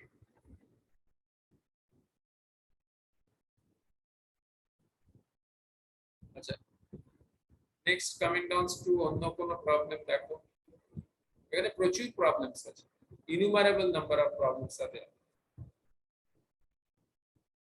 এই 30 ডিগ্রি অ্যাঙ্গেল এখানে কিছু প্রজেক্টাইলের অঙ্ক দিয়েছে, anyway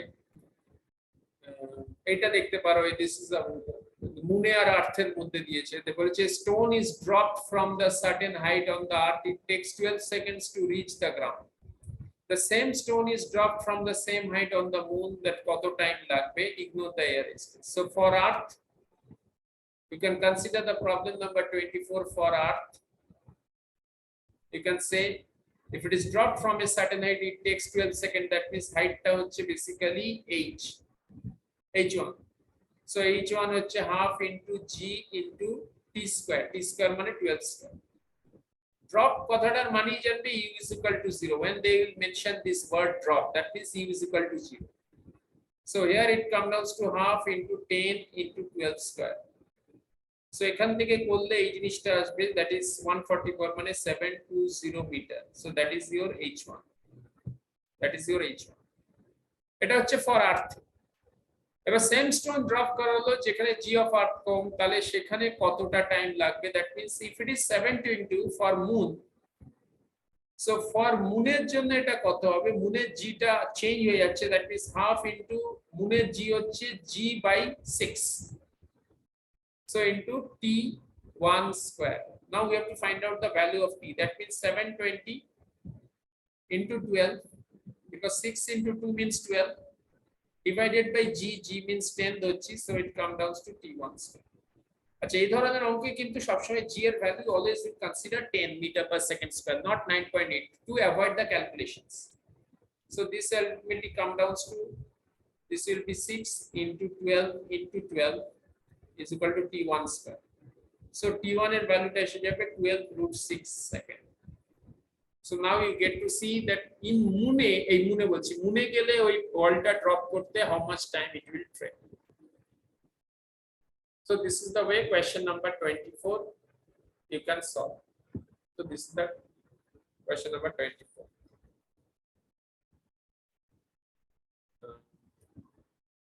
There are few numericals problems, একটা দুটো আমি ওখান থেকে দেখে এসেছি, যে question number C এর ভাবে অন্য প্রবলেমস গুলো দেখবে। So these are the different types of problems which is given। এটা ক্লিয়ার তো, এই তো দেখে নাও, হ্যাঁ? Yes, sir. Okay,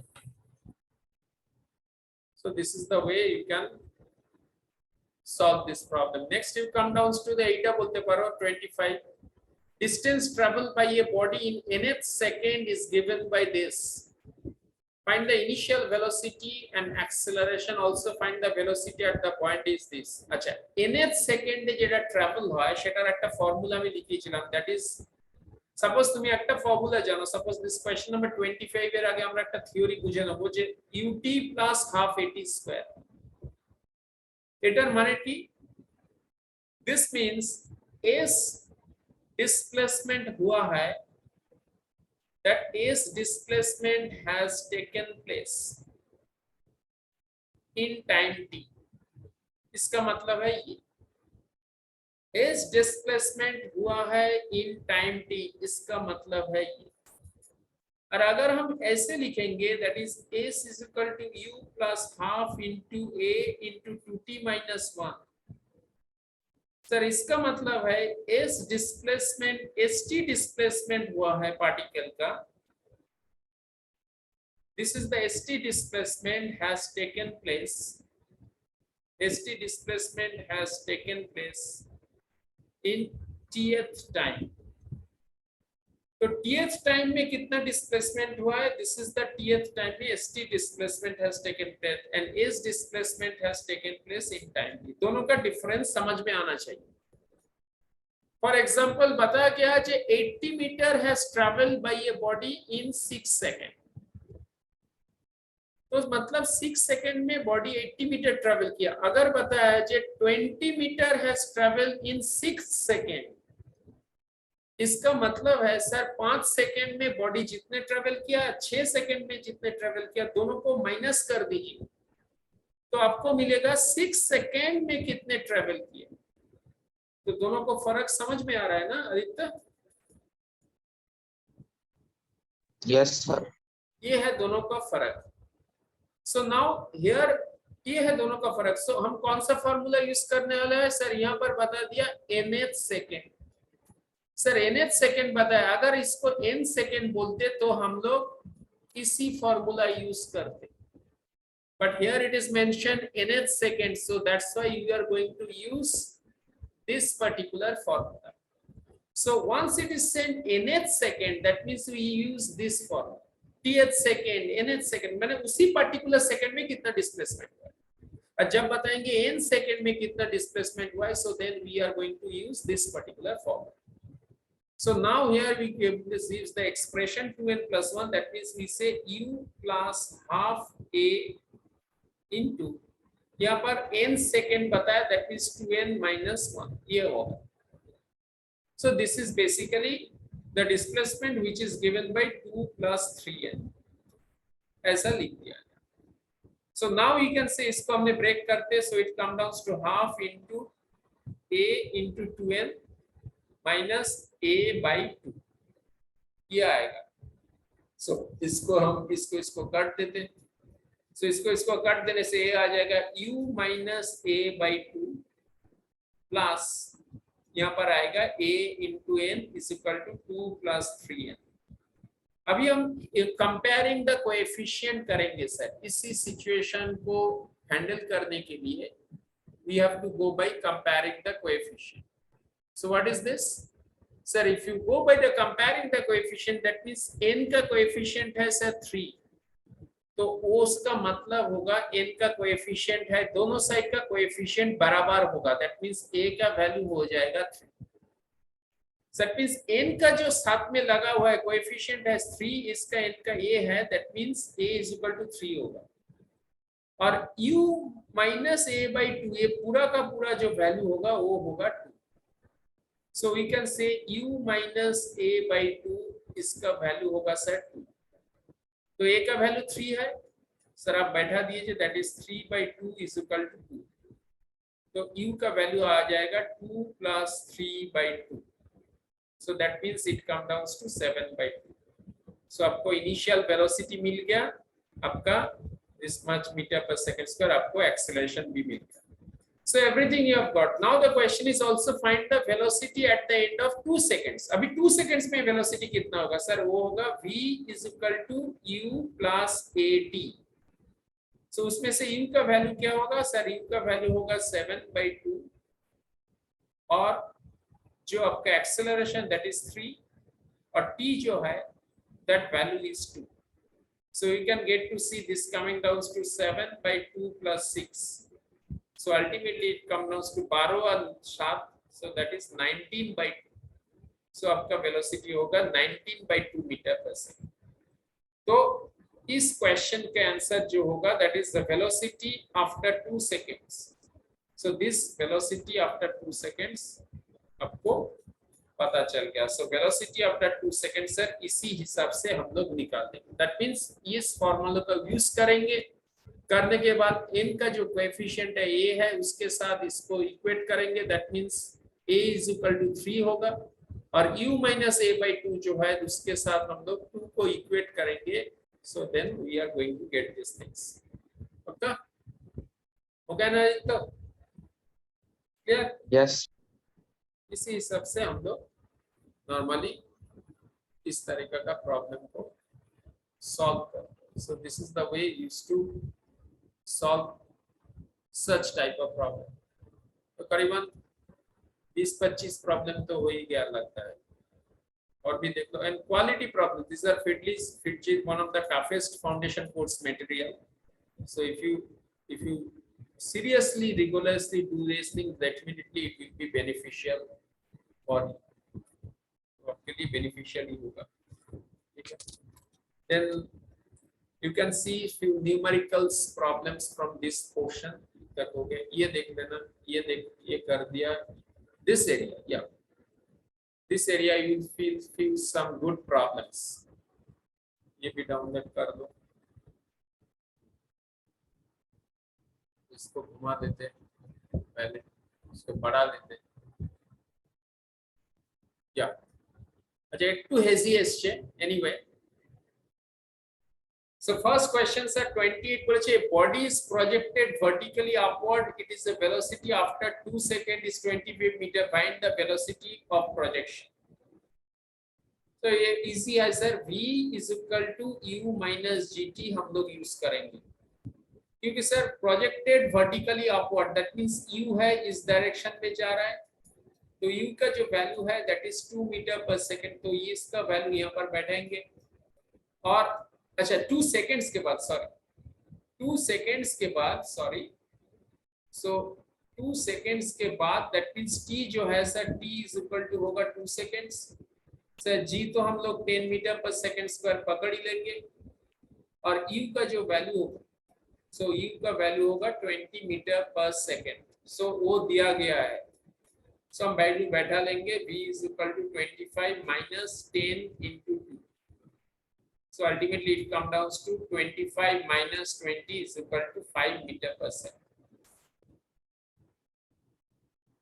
so that is the problem. So इसी हिसाब से हमको करना है सर, एक body is projected vertically upwards, its velocity after 2 seconds is 25 meter per second, that is after 2 seconds is 25 meter per second, find the velocity of, अच्छा ना नहीं ये नहीं होगा, after 25 second पता, sorry सर यहाँ पर v is equal to u minus gt होगा, but only thing is sir इसका बॉडी का जो वेलोसिटी है ये 20 t is equal to 2 seconds, but ये पर v होगा 25 मीटर पर सेकंड, अर्थात a velocity, that this is the velocity of the particle after 25 metre पर सेकंड, तो हमको u फाइंड करना है, कौन सा वेलोसिटी में उसको थ्रो किया गया, सो इस फार्मूला में बैठाएंगे, so it come down to u मालूम नहीं है सर, ये होगा आपका 10 and that is 2, so u का वैल्यू हो जाएगा 25 plus 20, it come down to 45 metre पर second, so this would be the velocity of the particle, so this is the way you have to find it out, ठीक है जी, so this is the way you can find it out, this particular problem.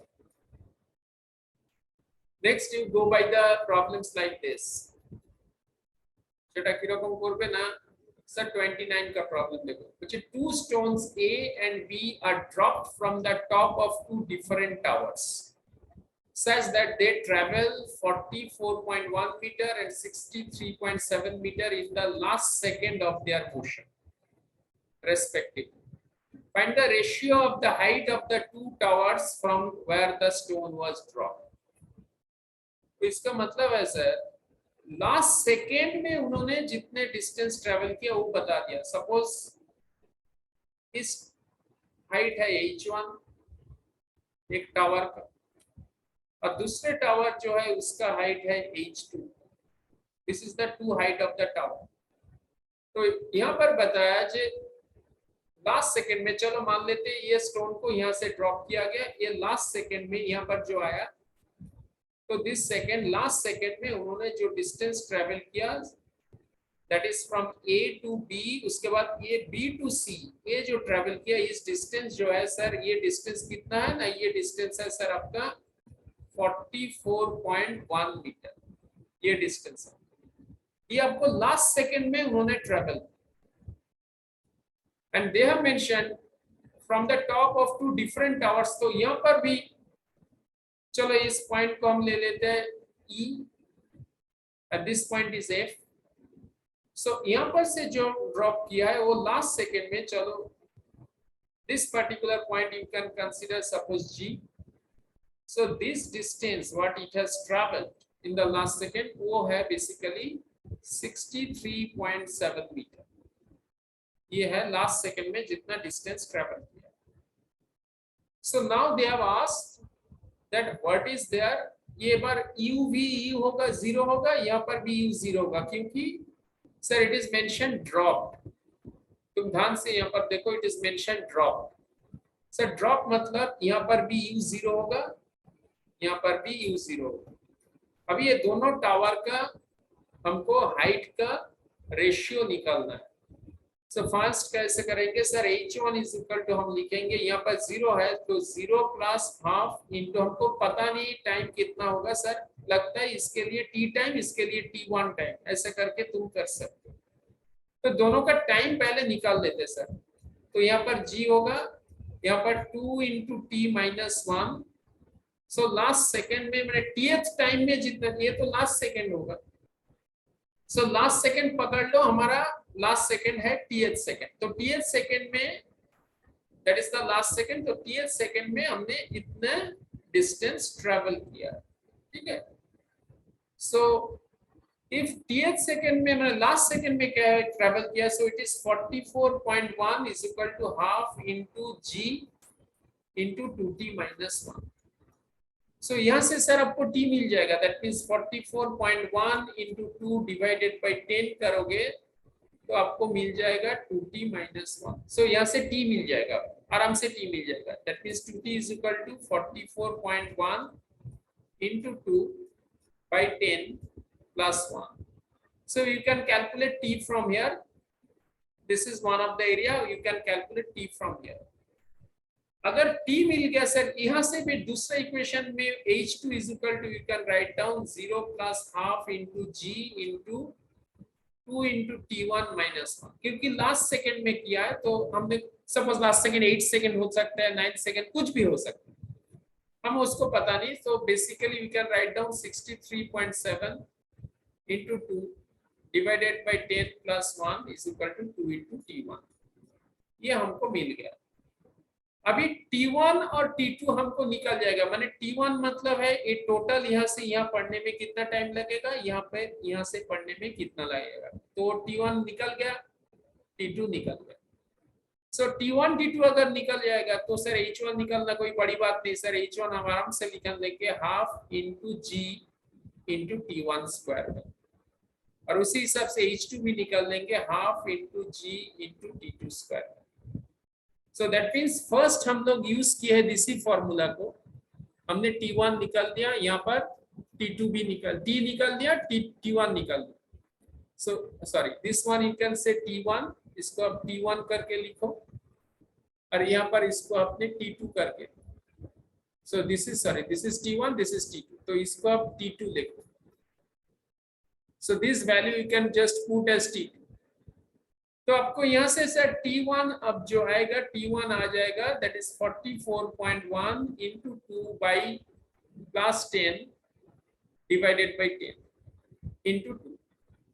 So ये आपका t1 हो जाएगा.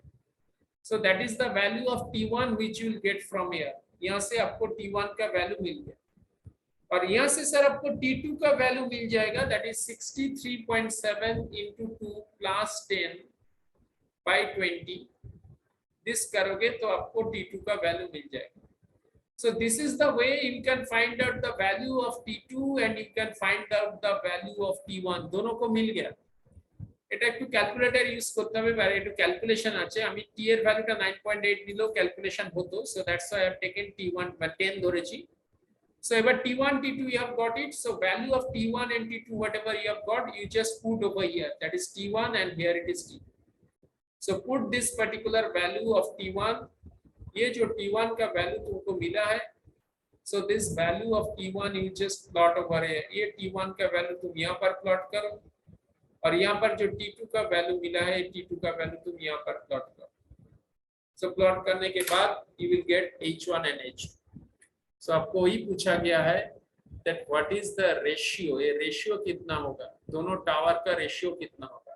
Sir दोनों tower का ratio इस हिसाब से हम निकालें. So this is the way, it is a classic problem, very good problem in your level. It is really a good problem. So first thing is which formula I am going to use, that is the th second last second boleche, so we can find out this formula as in this way. So এটা use করাটা better আমার মনে হয়. This is the way we can find out these things. So if you use these things, it will be better for you. ठीक है ना Aditya? Yes, sir. So this is हो गया. 30 प्रॉब्लम भी अभी अभी दिखा है इस तरीका का प्रॉब्लम. यहाँ पर बताया the distance covered by the body at the end of 12 second. Sir कुछ भी नहीं, डिस्टेंस बताया मतलब इसका एरिया निकालो. ये ट्रापेजियम का एरिया और ये ट्रायंगल का एरिया. सर ये क्या करना है, दोनों एरिया के सर डिस्टेंस बताया ना. सो डिस्टेंस बताया मतलब सर ये एरिया होगा A1, इस एरिया होगा A2. सो अपने A1 प्लस A2 कर दो, ये होगा आपका आंसर. आपको ट्रेपेजियम एरिया तो निकालना आता ही होगा. हाफ इंटू पैरेलल साइड्स का अंदर जो हाइट होगा उसको इंटू टोटल जो साइड का जो लेंथ होगा उसको ट्रेपेजियम एरिया कहते हैं. दैट इज हाफ इंटू ये पैरेलल साइड्स के अंदर डिस्टेंस है 10 और sum of the parallel side. Sum of the parallel means इसका डिस्टेंस है 8, इसका डिस्टेंस है सर 4. सो ये होगा 4 और सर ये होगा 8. सो आपको ये मिल जाएगा. That is the way you can find out. Sir इसका एरिया भी आराम से निकाल लेंगे. A2 का area that is half into base into area मैंने 4 इंटू ये हाइट जो है वो 10 है. सो हम 10 लिखते हैं. तो इसका एरिया भी हमने निकाल दिया. तो दोनों एरिया डिस्टेंस बताया. देखो यहाँ पर बताया distance covered by the body at the end of 12 second. Sir distance मतलब माइनस की जरूरत नहीं क्योंकि distance is a scalar. So you just simply add this value. मैंने A1 प्लस A2 कर दिया. तो यहाँ पर A1 का वैल्यू ये होगा और ये A2 का जो वैल्यू होगा ये A2 का वैल्यू ये वाला होगा. तो दोनों को ऐड कर दीजिए सर, हो जाएगा आराम से. तो सिंपल एज दैट. ठीक है ना. तो इसी ढंग से वी कैन से दैट क्योंकि डिफरेंट काइंड ऑफ प्रॉब्लम्स करोगे फिजिकल इसी मटेरियल से, सो आपको एक आइडिया आ जाएगा किस तरीका का प्रॉब्लम्स होता है एक्चुअली फाउंडेशन कोर्स में. So standard and quality problems of physics किसको कहते हैं और वो किस ढंग से सॉल्व किया जाता है उसके बारे में आपको एक पता होना जरूरी है. तो वो आपको पता हो जाएगा.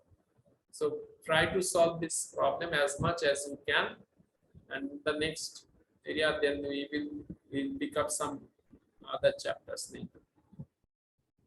ठीक है, चलो. So this is the way we can solve it. ठीक है, चलो. पूर्णा तो आज के आसे नहीं. Anyway, bye. Recording देखना.